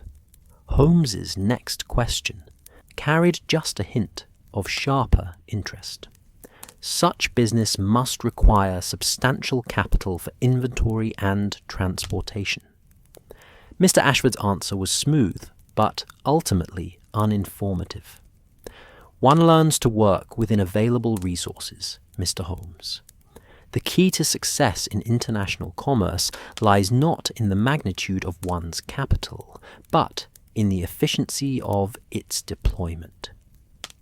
I noticed that despite his apparent openness, Mr. Ashford had managed to reveal virtually nothing specific about his business operations, financial situation, or current circumstances. His evasiveness was polished and professional, suggesting considerable experience in avoiding direct answers to uncomfortable questions. The Countess herself, when the conversation turned to her situation, proved remarkably candid about her reduced circumstances. Gentlemen, I see little purpose in maintaining pretenses about matters that have become obvious to observant persons. My family's fortunes have declined considerably over the past decade. The estates in Spain produce little income in current economic conditions, and maintaining even the appearance of our former status requires careful management of limited resources. Yet you continue to travel, Holmes observed gently. Travel has become a necessity, rather than a luxury, Mr. Holmes. Remaining in Spain would require maintaining a household staff and social obligations that are beyond my current means. By staying in hotels and visiting spa towns, I can maintain appropriate surroundings while avoiding the fixed expenses of permanent residence. Her honesty about her financial constraints was both dignified and heartbreaking, and I found myself admiring her ability to maintain grace and authority despite circumstances that would have broken many persons of her class and background. As our morning session drew to a close, I reflected upon the extraordinary collection of personal struggles that our investigation had revealed. Here were 5 individuals, each facing their own form of financial or professional crisis, each carrying burdens that could potentially drive them to desperate measures. Mr. Pemberton faced the loss of his business, and with it, his last connection to his deceased wife. Miss Fairweather confronted the prospect of destitution should her employment be terminated. The Countess struggled to maintain dignity while her family fortune dwindled.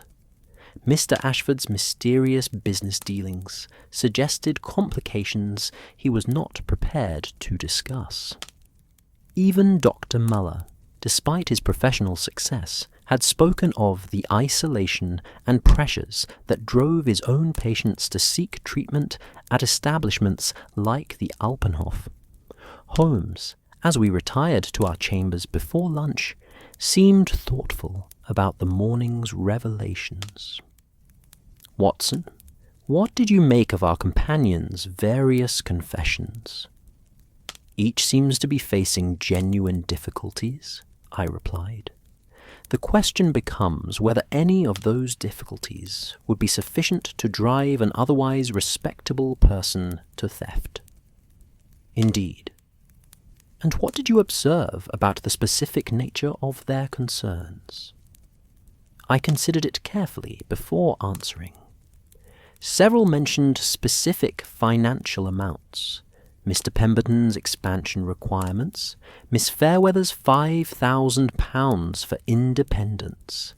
Such precision suggests detailed consideration of their situations. "Very good. And what of their reactions to the Countess's earlier revelation about the brooch's value?" Now I began to see the direction of his thinking. £15,000 would solve Mr. Pemberton's business problems with money to spare. It would provide Miss Fairweather with 3 times the security she calculated as necessary. For someone in the Countess's circumstances, it represents a significant portion of her remaining assets. Precisely.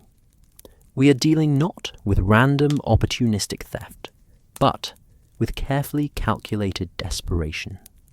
The question becomes which of our companions possesses both the necessary skills and sufficient motivation to attempt such a crime.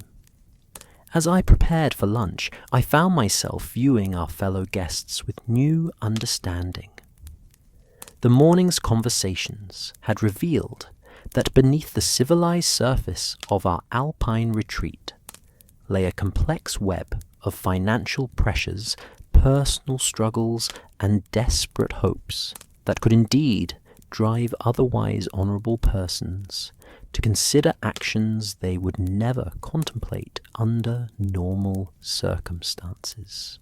The storm continued outside, ensuring that we would remain trapped together for several more days, during which the psychological pressure of our situation would only intensify. Holmes would need to balance his investigation with the delicate human dynamics that made our continued coexistence possible, while each member of our party would struggle with the knowledge that their deepest secrets had been exposed to scrutiny by comparative strangers.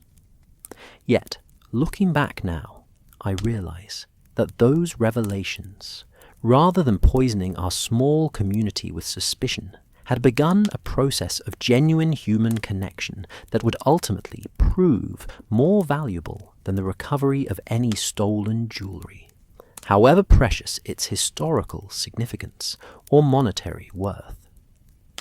The third day of our enforced Alpine confinement dawned with a curious change in the emotional atmosphere of our small community, where suspicion and careful reserve had initially characterized our interactions. Following the theft, I began to observe the emergence of something far more profound, a growing network of genuine human connections that seemed to flourish in the unique circumstances of our isolation. It was as if the very act of revealing our deepest vulnerabilities had created bonds of understanding and mutual support that transcended the original reason for our gathering. This transformation became most apparent during what began as an ordinary breakfast gathering, but evolved into something approaching a family consultation when Dr. Muller failed to appear at his customary hour. His absence was first noted by Mrs. Pembroke, whose maternal instincts had apparently extended to encompass our entire group during our stay. "I do hope, Doctor." "Muller is not unwell," she observed, consulting the small watch pinned to her travelling dress. "He has been most punctual in all his habits since our arrival." Miss Fairweather, who had been quietly buttering her toast, looked up with concern. "Perhaps someone should inquire. He mentioned yesterday that the mountain air sometimes affects his own health, despite its benefits for his patients." It was Mr. Ashford who volunteered to check upon our missing companion, a gesture of consideration that surprised me given his generally reserved nature. He returned within minutes, his expression grave with concern. "Dr. Muller appears to be experiencing some form of cardiac distress," he announced. "He is conscious, but clearly in discomfort. I believe medical attention is urgently required." I was already rising from my chair before he had finished speaking, my medical training asserting itself with automatic authority. "I shall attend to him immediately. Mrs. Pembroke, might I trouble you to ask Herr Zimmermann to send word to the local physician, assuming travel is possible?" "Of course, Dr. Watson." "Miss Morrison and I have some experience with medical emergencies. We are entirely at your disposal."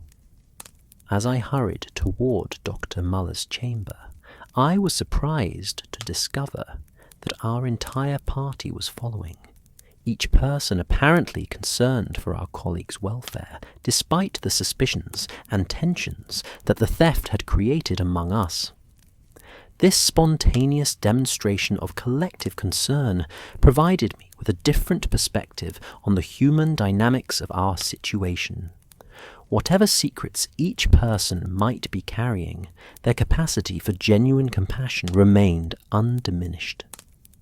Dr. Muller's condition, when I examined him, proved to be serious, but not immediately life-threatening. He was experiencing what appeared to be angina pectoris, chest pains brought on by exertion or stress, combined with the sort of cardiac irregularity that often affects persons of his age when subjected to altitude and anxiety.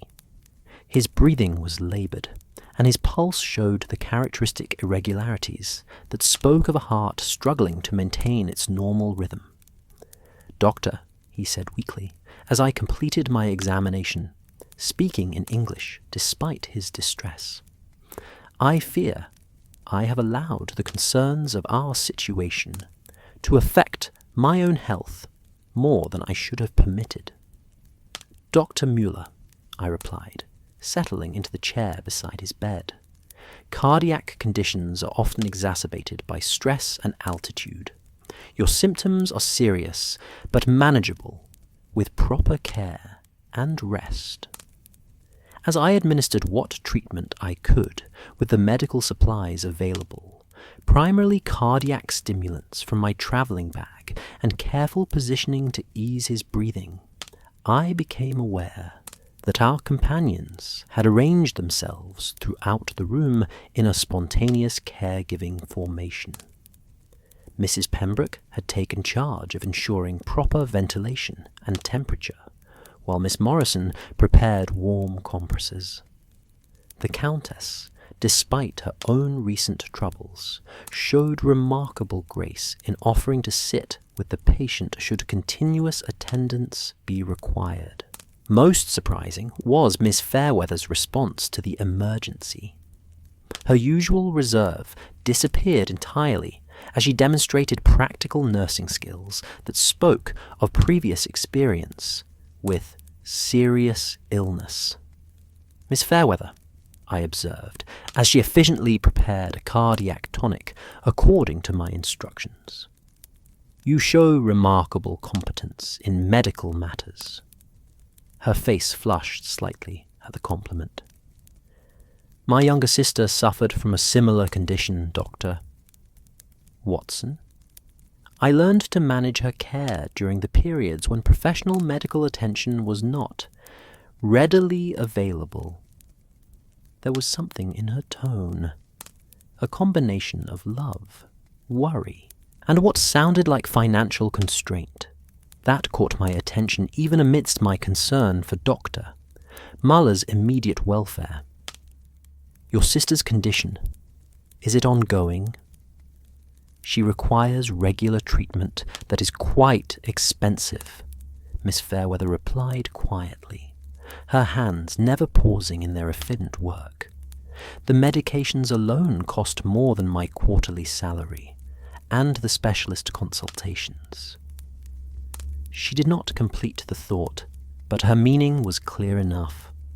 Holmes, who had been observing both the medical emergency and the human responses it had generated, now stepped forward with an offer that demonstrated his own capacity for practical compassion. Dr. Watson, might I suggest that we establish a rotating schedule for Dr. Muller's care?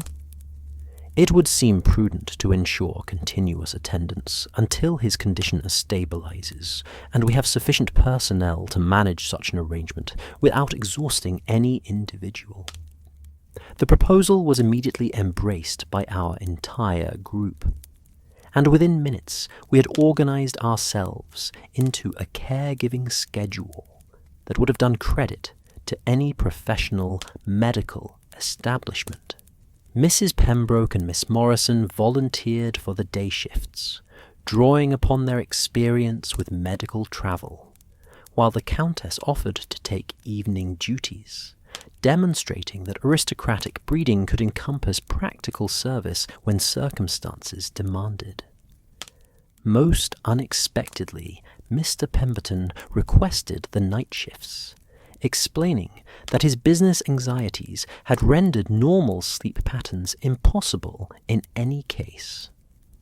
I might as well make useful employment of my insomnia, he said with a self-deprecating smile that revealed a more appealing side of his character than our previous interactions had suggested. Miss Fairweather's willingness to serve as backup for any shift, combined with her evident medical knowledge, made her an invaluable addition to our improvised nursing staff. Even Mr. Ashford, despite his generally mysterious nature, proved unexpectedly helpful in managing the practical arrangements and ensuring that Dr. Muller's chamber remained properly organized and supplied. As the day progressed and Dr. Muller's condition gradually stabilized under our collective care, I found myself observing the profound transformation that the medical emergency had wrought upon our group dynamics. The shared responsibility for another person's welfare had created bonds of mutual dependence and cooperation that transcended the suspicions and social barriers that had previously characterized our interactions. During my afternoon shift, attending to Dr. Muller, I was joined by Miss Fairweather, whose nursing skills continued to impress me with their competence and efficiency. As we worked together to ensure our patient's comfort, she began to speak more freely about her family circumstances than she had previously done. "Dr. Watson," she said as she adjusted the pillows to improve Dr. Muller's breathing. "Watching you work with such dedication reminds me why I originally hoped to pursue medical training myself. Indeed, what prevented you from following that ambition?" Her expression grew wistful as she measured out medication with practiced precision. "Financial circumstances, primarily. Medical education requires resources that were never available to my family. When my father died, I needed to find immediate employment rather than pursue further education, And your sister's condition? You mentioned it requires expensive treatment? Miss Fairweather's hands stilled for a moment before resuming their work. Sarah suffers from a progressive cardiac condition that requires regular treatment from a specialist in London. The monthly consultations alone cost more than most families spend on food, and the prescribed medications are equally expensive.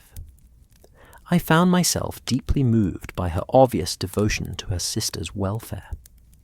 Such dedication to family duty is admirable, Miss Fairweather. Admirable, perhaps, but increasingly impossible to maintain, she replied with quiet desperation. My current position provides barely sufficient income to cover the medical expenses, leaving almost nothing for my own needs or any emergency that might arise. Should my employment be terminated, or should Sarah's condition worsen and require more intensive treatment? She did not complete the thought, but the implications were clear enough. Here was a young woman carrying the entire financial burden for her sister's survival while living constantly on the edge of destitution herself. The strain of such responsibility, maintained year after year with no prospect of relief, would test the moral resources of even the most principled individual. Holmes appeared in the doorway as our conversation was concluding, ostensibly to check upon Doctor Muller's progress, but clearly having arrived at a moment that allowed him to observe the interaction between Miss Fairweather and myself. His expression was thoughtful, as he noted her evident medical competence and the emotional weight of her family obligations. Miss Fairweather, he said gently, your sister is fortunate to have such devoted care. Thank you, Mr. Holmes, though I confess there are times when I wonder whether my devotion is sufficient to meet her needs. Love alone cannot purchase the treatments that might save her life. The raw honesty of her statement seemed to affect Holmes profoundly. I had seen that particular expression on his face before. It appeared when he encountered situations where his analytical abilities were challenged by the complex moral ambiguities of human desperation. As evening approached, and Mr. Pemberton arrived to take over the night watch, I was struck by the easy camaraderie that had developed among our nursing team. The industrialist, despite his earlier business preoccupations, demonstrated genuine concern for Doctor Muller's welfare and remarkable competence in following medical instructions. Dr. Watson, he said as we reviewed the patient's condition and treatment schedule, I wanted to thank you for organizing this care arrangement. It has given me something useful to focus upon, rather than dwelling upon my own troubles. The responsibility has been shared by all, Mr. Pemberton. We have each contributed according to our abilities.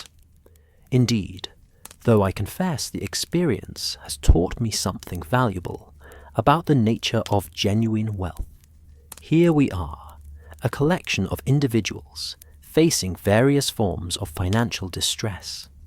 Yet, we have managed to provide care that money alone could not purchase. His observation was surprisingly philosophical for a man I had previously characterized primarily by his commercial concerns. You speak as if the experience has changed your perspective. Mr. Pemberton settled into the chair beside Doctor Muller's bed, his manner suggesting a man who had discovered unexpected sources of satisfaction. Perhaps it has, Doctor. My business struggles have consumed so much of my attention that I had forgotten the simple pleasure of being useful to others. Tonight, watching over Doctor Muller, I shall not be thinking about steel production or market competition, but about something far more fundamental. As I retired to my own chamber that evening, I reflected upon the extraordinary transformation that Dr. Müller's illness had wrought upon our small community. What had begun as a potential catastrophe, serious illness in an isolated location, had instead become an opportunity for genuine human connection and mutual support. The theft of the Countess's brooch, rather than being forgotten in the face of a medical emergency, seemed to have been placed in a different context by our collective response to the crisis. Each person's willingness to sacrifice personal comfort for another's welfare demonstrated moral resources that made the idea of theft seem somehow incongruous with their fundamental characters. Yet, even as I appreciated the positive aspects of our situation, my medical training reminded me that desperate circumstances could drive even the most admirable individuals to actions they would normally find unthinkable. Miss Fairweather's obvious devotion to her sister, combined with her precise knowledge of the financial resources that would solve her problems, created a psychological profile that Holmes would undoubtedly find significant. Similarly, Mr. Pemberton's newfound appreciation for non-commercial values did not eliminate the fundamental business pressures that had driven him to seek Alpine restoration in the first place. The caring man who sat watch over Doctor. Muller was the same person who faced the loss of everything that connected him to his deceased wife. Holmes, I knew, would be observing all these human dynamics with his characteristic thoroughness, balancing his appreciation for genuine virtue against his understanding of how desperation could corrupt even the most principled intentions.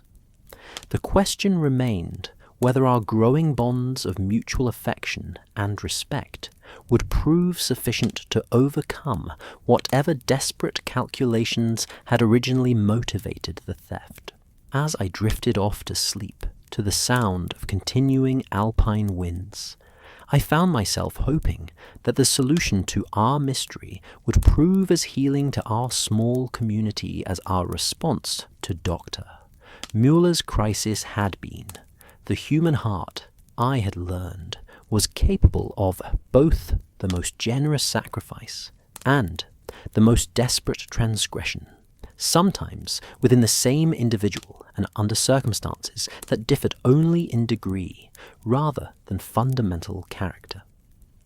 The following morning would bring new revelations and deeper understanding of the complex motivations that drove our companions, but that night I chose to focus upon the remarkable demonstration of human decency and mutual care that our medical emergency had revealed.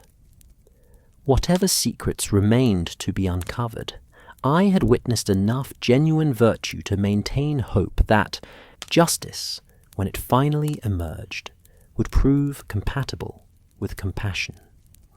On the fourth morning of our Alpine confinement, I awoke to discover that the storm had finally begun to abate. The relentless wind that had been our constant companion for days had diminished to occasional gusts, and though snow continued to fall, it did so with the gentle persistence of a seasonal blessing rather than the fierce assault we had endured. More significantly, I sensed a change in Holmes himself, that particular quality of quiet satisfaction that indicated his investigation had reached its conclusion. Dr. Müller's condition had improved considerably under our collective care, though he remained weak and required continued rest. His recovery had become something of a shared victory for our improvised medical team, creating bonds of mutual accomplishment that seemed to have permanently altered the dynamics of our small community. Yet, beneath this surface harmony, I could detect the subtle tension that indicated Holmes was preparing to reveal his conclusions about the theft. As I reflected then, and as I do now in the comfort of my Baker Street study, I realized that Holmes had demonstrated perhaps the greatest delicacy of his entire career in managing the investigation that followed. Rather than the dramatic confrontation that had characterized so many of his cases, he had chosen to orchestrate a revelation that prioritized healing over justice, understanding over accusation, and redemption over punishment. The morning began quietly enough, with our usual gathering in the main salon for breakfast and doctor. Mahler's continued care. The Austrian physician, though still confined to his chamber, was able to join our conversations through the open door, and his presence added a note of professional authority to our discussions that seemed to comfort everyone involved. It was during this peaceful domestic scene that Holmes made his first subtle move toward resolution. "Ladies and gentlemen," he said, settling into his chair near the fireplace with that particular air of considered deliberation I had learned to recognize, "I believe the time has come to address the matter of the Countess's missing brooch with the thoroughness it deserves." The change in atmosphere was immediate and palpable. Conversation ceased. Coffee cups were set down with unusual precision, and each member of our party seemed to steel themselves for whatever revelation was to follow. Yet Holmes's manner remained gentle and conversational, suggesting discussion rather than accusation. "My investigation," he continued, "has revealed several important facts that I believe will interest you all. First, the theft was indeed conducted by someone with considerable skill in the manipulation of locks and the systematic search of personal effects. Second, it was carried out by someone with intimate knowledge of the Countess's habits and the location of her jewelry. Third, and most significantly, it was motivated not by greed or criminal intent, but by the most desperate form of love and devotion." Miss Fairweather's hands, I observed, had begun to tremble almost imperceptibly as Holmes spoke. She sat perfectly still, her composure maintained through what must have been tremendous effort of will, yet her pallor and the slight tremor in her breathing suggested the enormous strain she was experiencing. Holmes continued his exposition with characteristic precision, yet his tone remained remarkably gentle. The theft required someone who could observe the Countess's evening routine without suspicion, who possessed the technical skills necessary for lock manipulation, and who had compelling reasons to risk such an act despite its inevitable discovery in our confined circumstances. Mr. Pemberton leaned forward slightly, his business instincts engaged by Holmes's methodical approach. "Mr. or Holmes, you speak as if the identity of the thief were obvious from these observations. Not obvious, perhaps, but discoverable through careful analysis of both evidence and motivation." Holmes's gaze moved thoughtfully around our circle, pausing briefly on each face before continuing. "The brooch's value, £15,000, would represent different things to different people. For some, it would be a comfortable addition to existing resources. For others, it would mean the difference between prosperity and ruin. For one person in our company, it would mean the difference between life and death for someone they love more than their own honor." The silence that followed his words was profound. Miss Fairweather's composure finally began to crack, and I could see tears forming in her eyes as she struggled to maintain dignity in what she clearly recognized as the final moments before her exposure. Holmes, however, was not finished. The skills required for this theft were not those of a professional criminal, but rather those of someone who'd been forced by circumstances to develop unusual competencies. Lock manipulation, systematic searching, the ability to work silently and efficiently. These are not commonly taught skills, yet they can be learned by someone with sufficient motivation and intelligence. Mrs. Pembroke, with her characteristic maternal sensitivity, seemed to understand where Holmes's analysis was leading. She moved her chair slightly closer to Miss Fairweather in a gesture of wordless support that spoke volumes about her character. "Mr.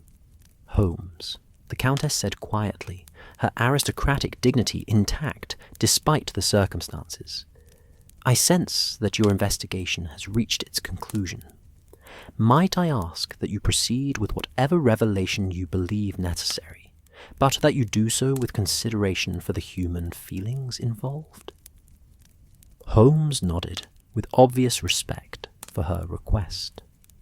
"Countess, your concern for others' welfare, even in circumstances where you are the injured party, confirms my belief that justice in this matter requires a more complex approach than simple accusation and punishment." He rose from his chair and moved to stand near the fireplace, his position allowing him to address our entire group while maintaining visual contact with each individual. "Miss Fairweather," he said gently, "would you be willing to tell us about your sister Sarah's current condition?" The directness of his question seemed to provide Miss Fairweather with a form of relief, as if the long strain of concealment had become more difficult to bear than the prospect of exposure. She drew a shuddering breath before answering, her voice barely above a whisper. "Sarah is dying, Mr. Holmes. The physicians have informed me that without immediate surgical intervention, an experimental procedure available only in Vienna, she has perhaps 2 months remaining." Her composure finally broke entirely as she continued, tears flowing freely down her cheeks. "The operation costs exactly £12,000, plus travel and recovery expenses. I have been trying desperately to raise the funds, but my salary and savings amount to less than £500 total." The impact of her revelation was immediate and profound. Mr. Pemberton's expression shifted from curiosity to deep sympathy, while Mrs. Pembroke moved to place a comforting arm around the young woman's shoulders. Even Mr. Ashford, usually so carefully neutral, showed clear signs of being moved by her plight. Holmes allowed the emotional impact of her confession to settle before continuing his analysis. "Miss Fairweather, your devotion to your sister's welfare is both admirable and understandable. However, I must ask you to complete your confession. Where is the Countess's brooch?" Miss Fairweather's shoulders sagged as the last of her resistance crumbled. "In my travelling case," she whispered, "sewn into the lining. I planned to arrange its sale in London and send the funds to Vienna immediately. I told myself that if the Countess were as financially constrained as she indicated, she might have insurance that would compensate for the loss, while Sarah—" She could not complete the sentence. The Countess herself was the first to respond, and her reaction was as extraordinary as it was unexpected. Rather than anger or outrage, she showed only profound compassion for the young woman's desperate situation. "Miss Fairweather," she said, rising from her chair and moving to kneel beside the governess, "look at me, child." When Miss Fairweather reluctantly raised her tear-stained face, the Countess continued with remarkable gentleness. "Do you truly believe that any piece of jewelry, however precious its history, could be worth more than a human life?" The question seemed to break what remained of Miss Fairweather's composure. "I am so sorry, Countess. I never intended. I am not a thief by nature, but when I calculated the cost of Sarah's operation and then heard the brooch's value, I thought perhaps, if I could save her life and arrange for the insurance to compensate you." She dissolved into sobs, unable to continue. What followed was perhaps the most remarkable demonstration of collective compassion I have ever witnessed. Rather than condemnation or calls for justice, our entire company seemed united in their determination to find a solution that would address both Miss Fairweather's desperate need and the Countess's loss. Mr. Pemberton was the first to speak, his business acumen immediately engaged by the practical aspects of the situation. "Miss Fairweather, you mentioned that the surgery costs £12,000. The Countess's brooch is valued at £15,000. Surely some arrangement could be made that would address both concerns." Dr. Muller, speaking from his sickbed with the authority of medical expertise, added his voice to the discussion. "The surgical procedure Miss Fairweather describes is indeed experimental, but I know the physician in Vienna who performs it. Kellner has achieved remarkable success rates with similar cases. If the financial obstacles could be overcome, there is genuine hope for her sister's recovery." Holmes, who had been observing these developments with obvious satisfaction, now made a proposal that demonstrated his understanding of both justice and mercy. "Might I suggest a solution that addresses everyone's concerns? Miss Fairweather, you will return the brooch to the Countess immediately.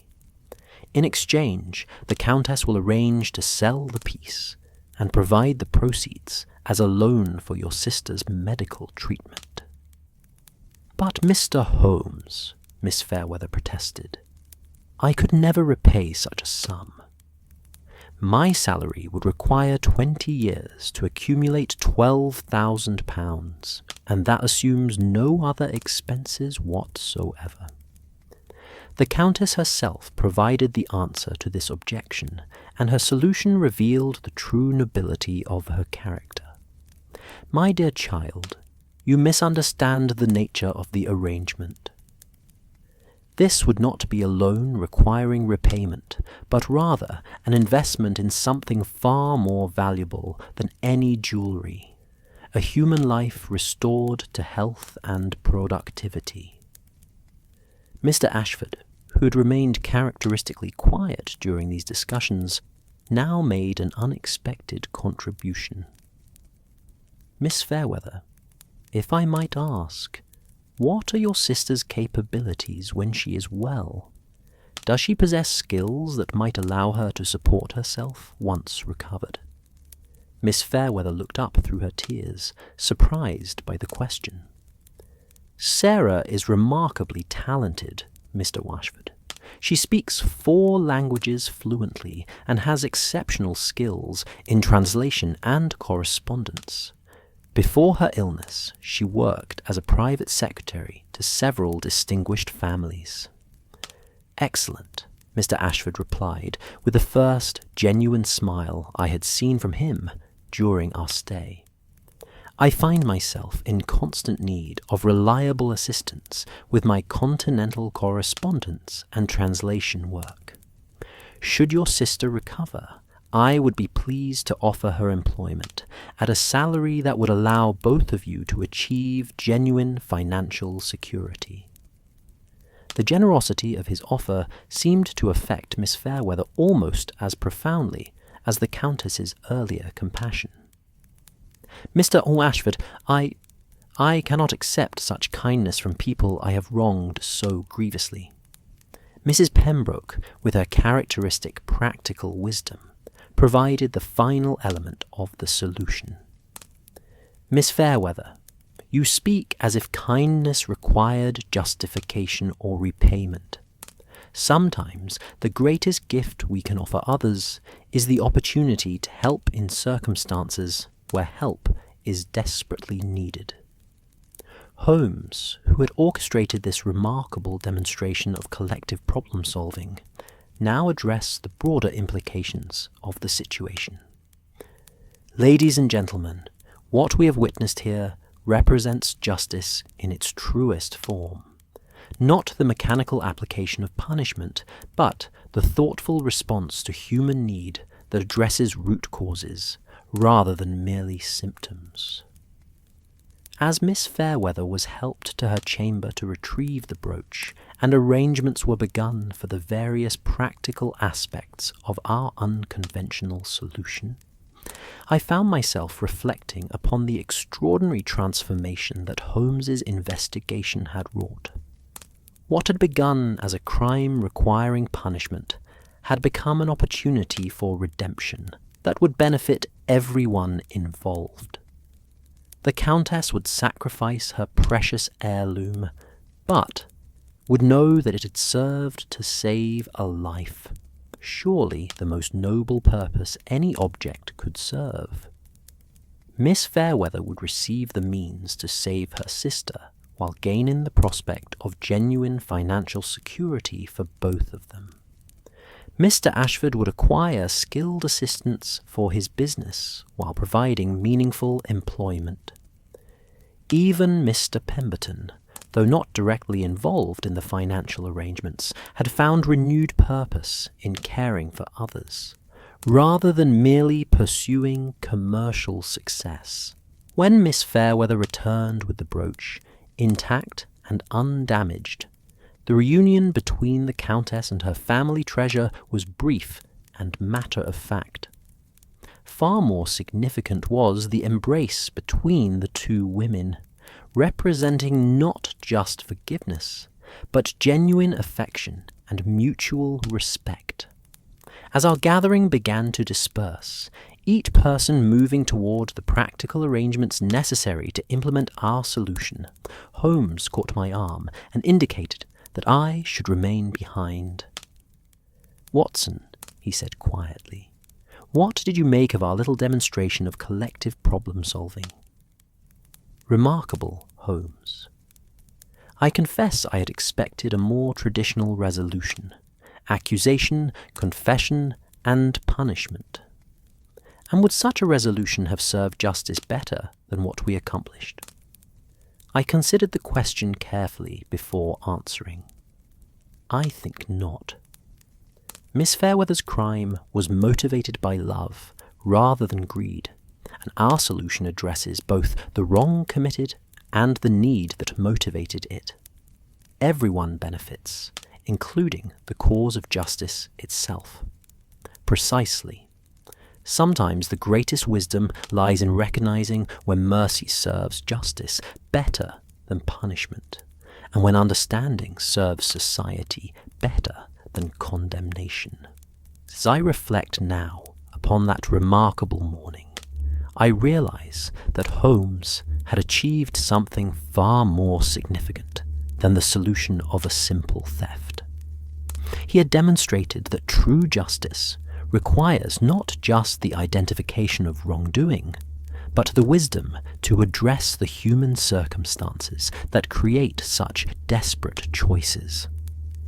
The mystery of the missing brooch had been solved, but more importantly, the mystery of how decent people can be driven to desperate acts had been explored and addressed with genuine compassion and practical wisdom.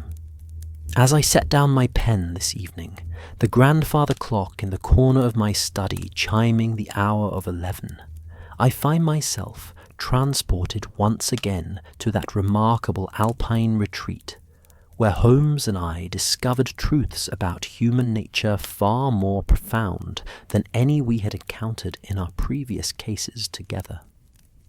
The firelight that dances across these pages tonight reminds me of the great hearth at the Grand Hotel Alpine Hotel, around which our unlikely family of strangers gathered during those transformative days when a simple theft became the catalyst for one of the most beautiful demonstrations of human compassion I have ever witnessed.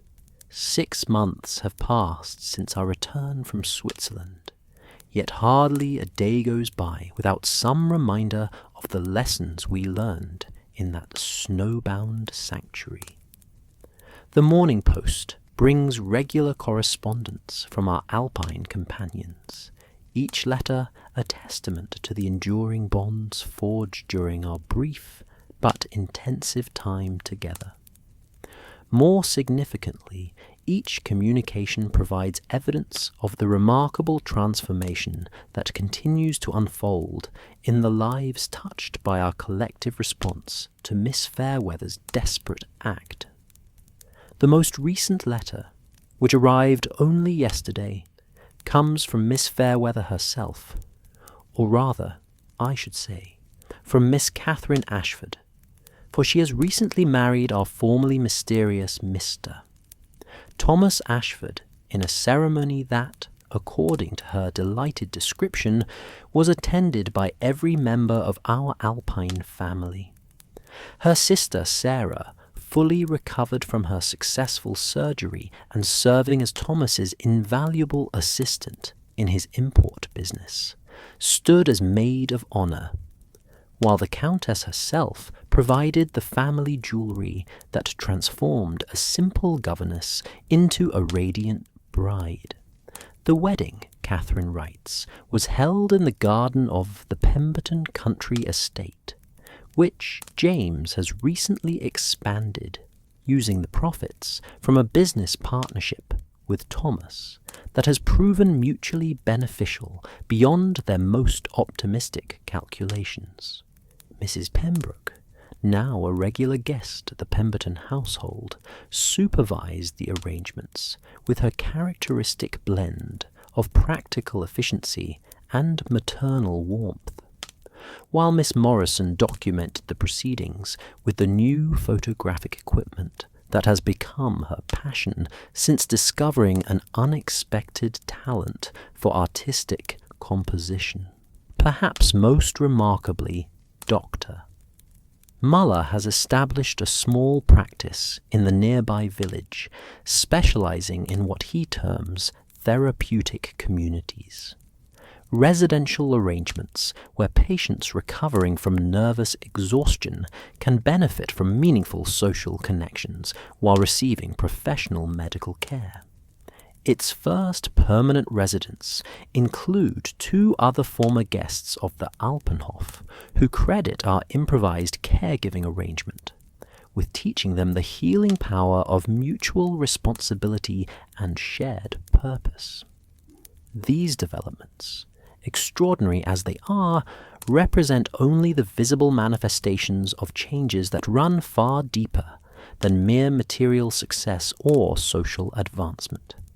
In reading between the lines of each letter, in noting the warmth and genuine affection that characterizes every communication, I recognize the continuing influence of those few days when 8 strangers learned to see past surface appearances and social conventions to the fundamental humanity that connects us all.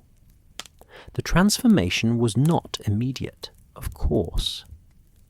Our final days at the Alpenhof, following Holmes's masterful resolution of the theft, were marked by a curious combination of relief and adjustment, as each member of our party came to terms with the new understanding they had gained of themselves and others. Miss Fairweather, in particular, required time to accept the generosity that had been extended to her, struggling with feelings of unworthiness that were entirely at odds with the genuine affection she had earned from all of us. I remember particularly the evening before our departure, when the storm had finally cleared entirely, and we could see the mountain peaks standing magnificent and serene against a star-filled sky. We had gathered as usual around the great fireplace, but the conversation that evening carried a different quality. Not the careful politeness of strangers, nor even the comfortable familiarity of temporary companions, but the deep ease of family members who had shared profound experiences together. Holmes, I observed, seemed unusually contemplative that evening, and when the others had gradually retired to complete their packing, he remained by the fire in that thoughtful silence that I had learned often preceded his most important observations. "Watson," he said finally, his voice carrying a note of unusual introspection, "what do you make of our Alpine adventure? What lessons, if any, do you take from the events we have witnessed?"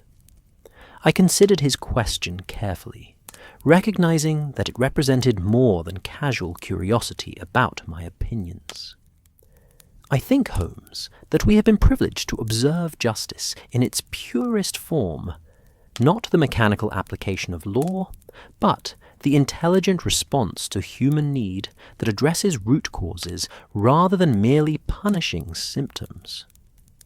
"Indeed? And what of Miss Fairweather herself? How would you assess her character in the light of her actions?" "I believe she is fundamentally a person of exceptional virtue, who was driven to an uncharacteristic act by circumstances that would test the moral resources of anyone. Her theft was an aberration, caused by desperate love, not a reflection of her essential character." Holmes nodded approvingly at my assessment. "Precisely. And therein lies what I consider the most important lesson of our entire experience. We have observed how quickly social conventions and surface judgments can be stripped away when people are placed in circumstances that reveal their fundamental nature. Miss Fairweather, whom we might initially have dismissed as merely a dependent employee, proved to possess not only exceptional competence and intelligence, but also a capacity for love so profound that it could override a lifetime of moral conditioning." He paused to stir the fire, sending sparks dancing up the chimney in patterns that seemed to mirror the complexity of human nature he was describing. "Similarly, Mr. Pemberton revealed depths of character that his commercial preoccupations had concealed, while the Countess demonstrated that true nobility has nothing to do with inherited titles and everything to do with generous response to others' needs." "And Mr. Ashford?" I inquired, curious about Holmes's assessment of our most enigmatic companion. "Ah, Thomas Ashford presents perhaps the most interesting case of all. His mysterious business dealings, which initially suggested possible criminal connections, proved instead to involve the entirely legitimate but socially awkward enterprise of helping reduced gentility dispose of family valuables without public embarrassment. His evasiveness about his work stemmed from professional discretion rather than personal shame, and his offer of employment to Sarah Fairweather represented the natural response of a man who had built his success on understanding how circumstances can force honourable people into difficult choices." As Holmes spoke, I found myself reflecting on the remarkable chain of circumstances that had brought our diverse group together and created the conditions for such profound mutual revelation. "Do you think, Holmes, that our experience was unique to the particular combination of people and circumstances we encountered? Or does it suggest broader truths about human nature and social cooperation?" His answer came without hesitation, suggesting that he'd been pondering the same question. "I believe, Watson, that what we witnessed represents possibilities that exist within most human communities, but which are rarely realized due to the barriers created by social convention, economic competition, and simple lack of opportunity for genuine interaction. Our isolation removed the external pressures that normally prevent such authentic connections, while the various crises we faced created the necessity for mutual dependence that revealed everyone's capacity for both vulnerability and generosity. The fire had burned low as we talked, but neither of us seemed inclined to retire. The conversation had taken on that quality of final summation that often characterizes the conclusion of significant experiences, and I sensed that Holmes had more to say about the implications of our Alpine education. "Watson," he continued, "in our previous cases, we have often encountered the worst aspects of human nature: greed, jealousy, revenge, and the various forms of selfish calculation that drive people to harm others for personal advantage. This case has shown us something equally important, but far more hopeful: the remarkable capacity of ordinary people to respond with extraordinary generosity when they encounter genuine need, and are given the opportunity to act with full knowledge of the circumstances involved." I found his observation both moving and thought-provoking. "You suggest that criminal behavior often results from incomplete understanding rather than fundamental moral deficiency?" "Not always, certainly, but far more often than our legal system acknowledges. Miss Fairweather's theft, viewed in isolation, represented a serious violation of trust and property rights. Understood within the context of her desperate love for her dying sister and her complete lack of alternative resources, it becomes something quite different: a tragic choice made by a fundamentally decent person driven beyond the limits of conventional options. As our final evening at the Alpenhof drew to a close, I found myself filled with gratitude, not only for the restoration of my physical health that the mountain air and thermal baths had provided, but for the far more significant restoration of faith in human nature that our communal experience had offered. We had arrived as strangers seeking individual healing, but we were departing as members of an extended family whose mutual care and concern would continue long after our Alpine retreat had ended. The journey home provided ample opportunity for Holmes and myself to discuss the broader implications of what we had witnessed and participated in. As our train carried us back through the same scenic valleys and mountain passes we had traversed just weeks earlier, I was struck by how profoundly the landscape now seemed changed, not in its physical appearance, which remained as magnificent as ever, but in its emotional associations and personal significance. "Holmes," I said as we watched the familiar Swiss peaks recede into the distance, "do you think we shall maintain contact with our Alpine companions?" "I should be very surprised if we do not, Watson. The bonds formed during intense shared experiences rarely dissolve, simply due to geographic separation. More significantly, I believe each member of our party gained insights into their own capacity for both receiving and providing support that will influence their approach to future relationships and social obligations. His prediction has proven remarkably accurate.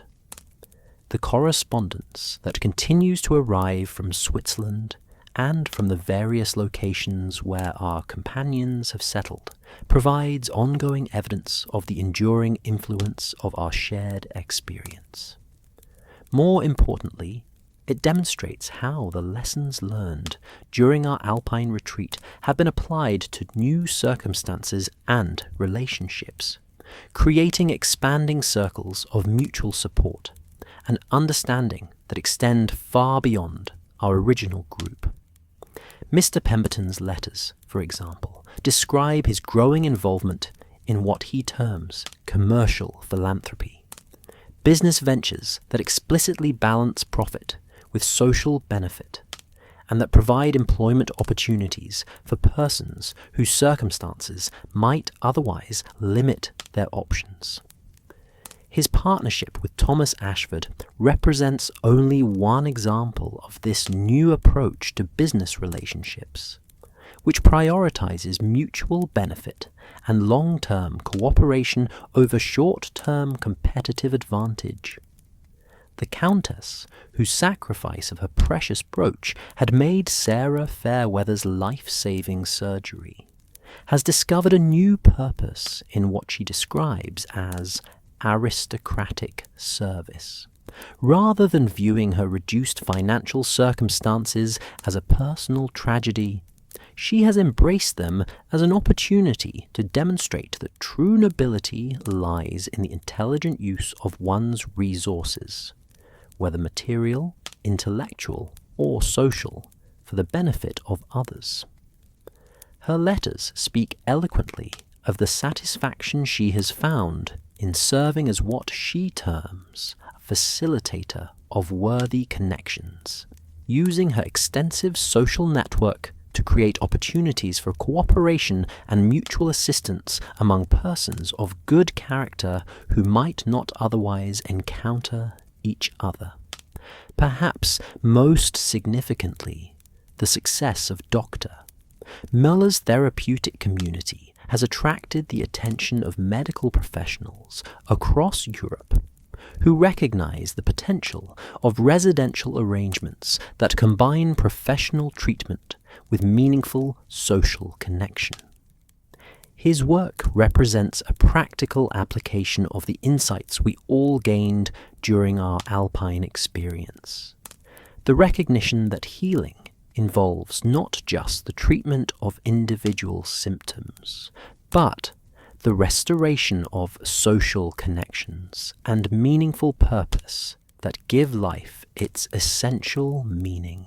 Mrs. Pembroke and Miss Morrison continue their therapeutic travels, but they now serve as informal consultants to other medical tourists, sharing their extensive knowledge of European spa treatments, while providing the kind of experience, guidance, and emotional support that can transform a medical necessity into a genuine opportunity for restoration and growth.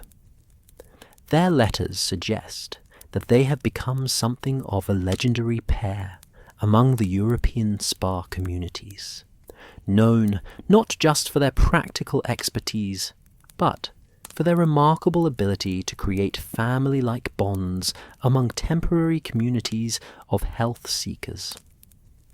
As for Miss Fairweather, now Mrs. Ashford, her transformation from desperate governess to successful business partner and happily married woman represents perhaps the most visible evidence of how circumstances can be transformed through intelligent cooperation and generous response to genuine need. Her letters speak not only of her own happiness and security, but of her determination to provide the same kind of assistance to other women in similar circumstances. She and Thomas have established what they describe as an employment network for educated women whose circumstances have forced them into precarious dependent positions, helping them find opportunities that utilize their intelligence and skills while providing genuine financial security. The success of Sarah's recovery has exceeded even the optimistic predictions of the Viennese surgeon, and her work with Thomas's import business has proven so valuable that she has been offered similar positions with several other continental trading companies. More significantly, her experience with life-threatening illness and her sister's sacrifice on her behalf have given her a particular sensitivity to others' struggles that makes her exceptionally effective in identifying and responding to various forms of need among their business associates and social circle. As I reflect on these remarkable developments from the comfortable perspective of my London study, I am struck by the contrast between the individual struggles that originally brought each member of our party to the Alpenhof and the collective prosperity and happiness that has resulted from our shared response to the crisis. None of us could have imagined, during those first awkward introductions in the hotel's elegant lobby, that we were beginning an experience that would fundamentally alter our understanding of justice, community, and human potential.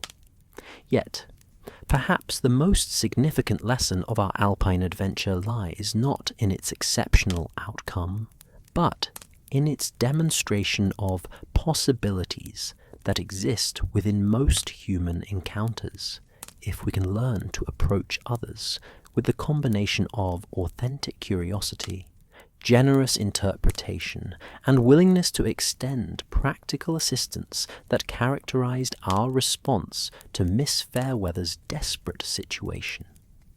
The theft of the Countess's brooch created a crisis that could have poisoned our small community with suspicion and recrimination.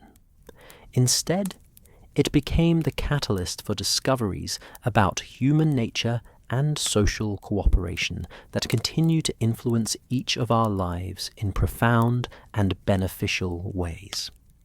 Holmes, in his final assessment of the case, described it as one of the most instructive of our entire partnership, not because of any particular brilliance in detection.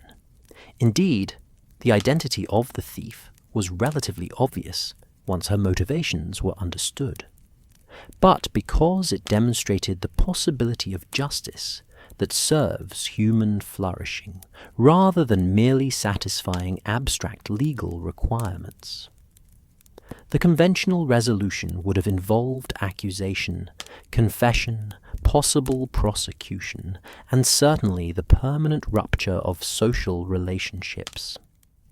Our alternative approach addressed the underlying need that had motivated the crime while creating conditions for redemption and mutual benefit that continue to generate positive effects months later. I have often wondered whether our experience was unique to the particular combination of personalities and circumstances we encountered, or whether it suggests broader possibilities for responding to crime and social conflict in ways that serve healing rather than merely punishment. Certainly, not all criminal behavior stems from circumstances as sympathetic as Miss Fairweather's desperate love for her dying sister, and not all communities possess the resources and goodwill that made our innovative solution possible. Yet, I cannot help but believe that our Alpine experiment demonstrates truths about human nature and social cooperation that deserve broader application. The capacity for generosity, creativity, and mutual support that we witnessed exists within most human communities, waiting only for circumstances that reveal its potential and leadership that can guide its expression toward constructive outcomes.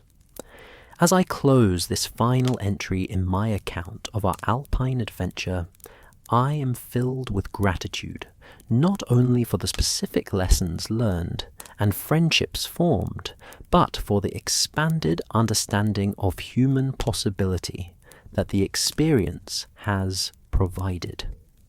In a world too often characterized by competition, suspicion, and the mechanical application of abstract principles without regard for human complexity, our Swiss retreat demonstrated the remarkable results that can emerge when people approach each other with authentic curiosity, generous interpretation, and willingness to sacrifice personal advantage for collective benefit. The mystery of the Messing brooch was solved not through brilliant deduction or dramatic confrontation, but through patient observation, compassionate understanding, and creative problem-solving that addressed root causes, rather than merely symptoms. The real mystery: how strangers can become family, how crisis can generate healing, how justice can serve redemption, was explored through our collective experience and resolved through our shared commitment to human flourishing over abstract principle. Tomorrow I shall write to Catherine Ashford to congratulate her on the news of her forthcoming motherhood, and to Thomas to discuss his proposal for a London office that would extend their employment network to English women in similar circumstances to those Catherine once faced. I shall also respond to the Countess's invitation to visit her new residence, where she has established what she describes as a salon for practical philanthropy that brings together persons of various backgrounds and resources who share commitment to intelligent social cooperation. These ongoing connections represent far more than mere social courtesy or nostalgic attachment to a pleasant holiday experience. They constitute evidence of the enduring influence of those remarkable days when 8 strangers learned to see past surface differences to the fundamental humanity that connects us all, and when they discovered that authentic justice requires not the mechanical application of rules, but the intelligent and generous response to human need that serves both individual flourishing and collective benefit.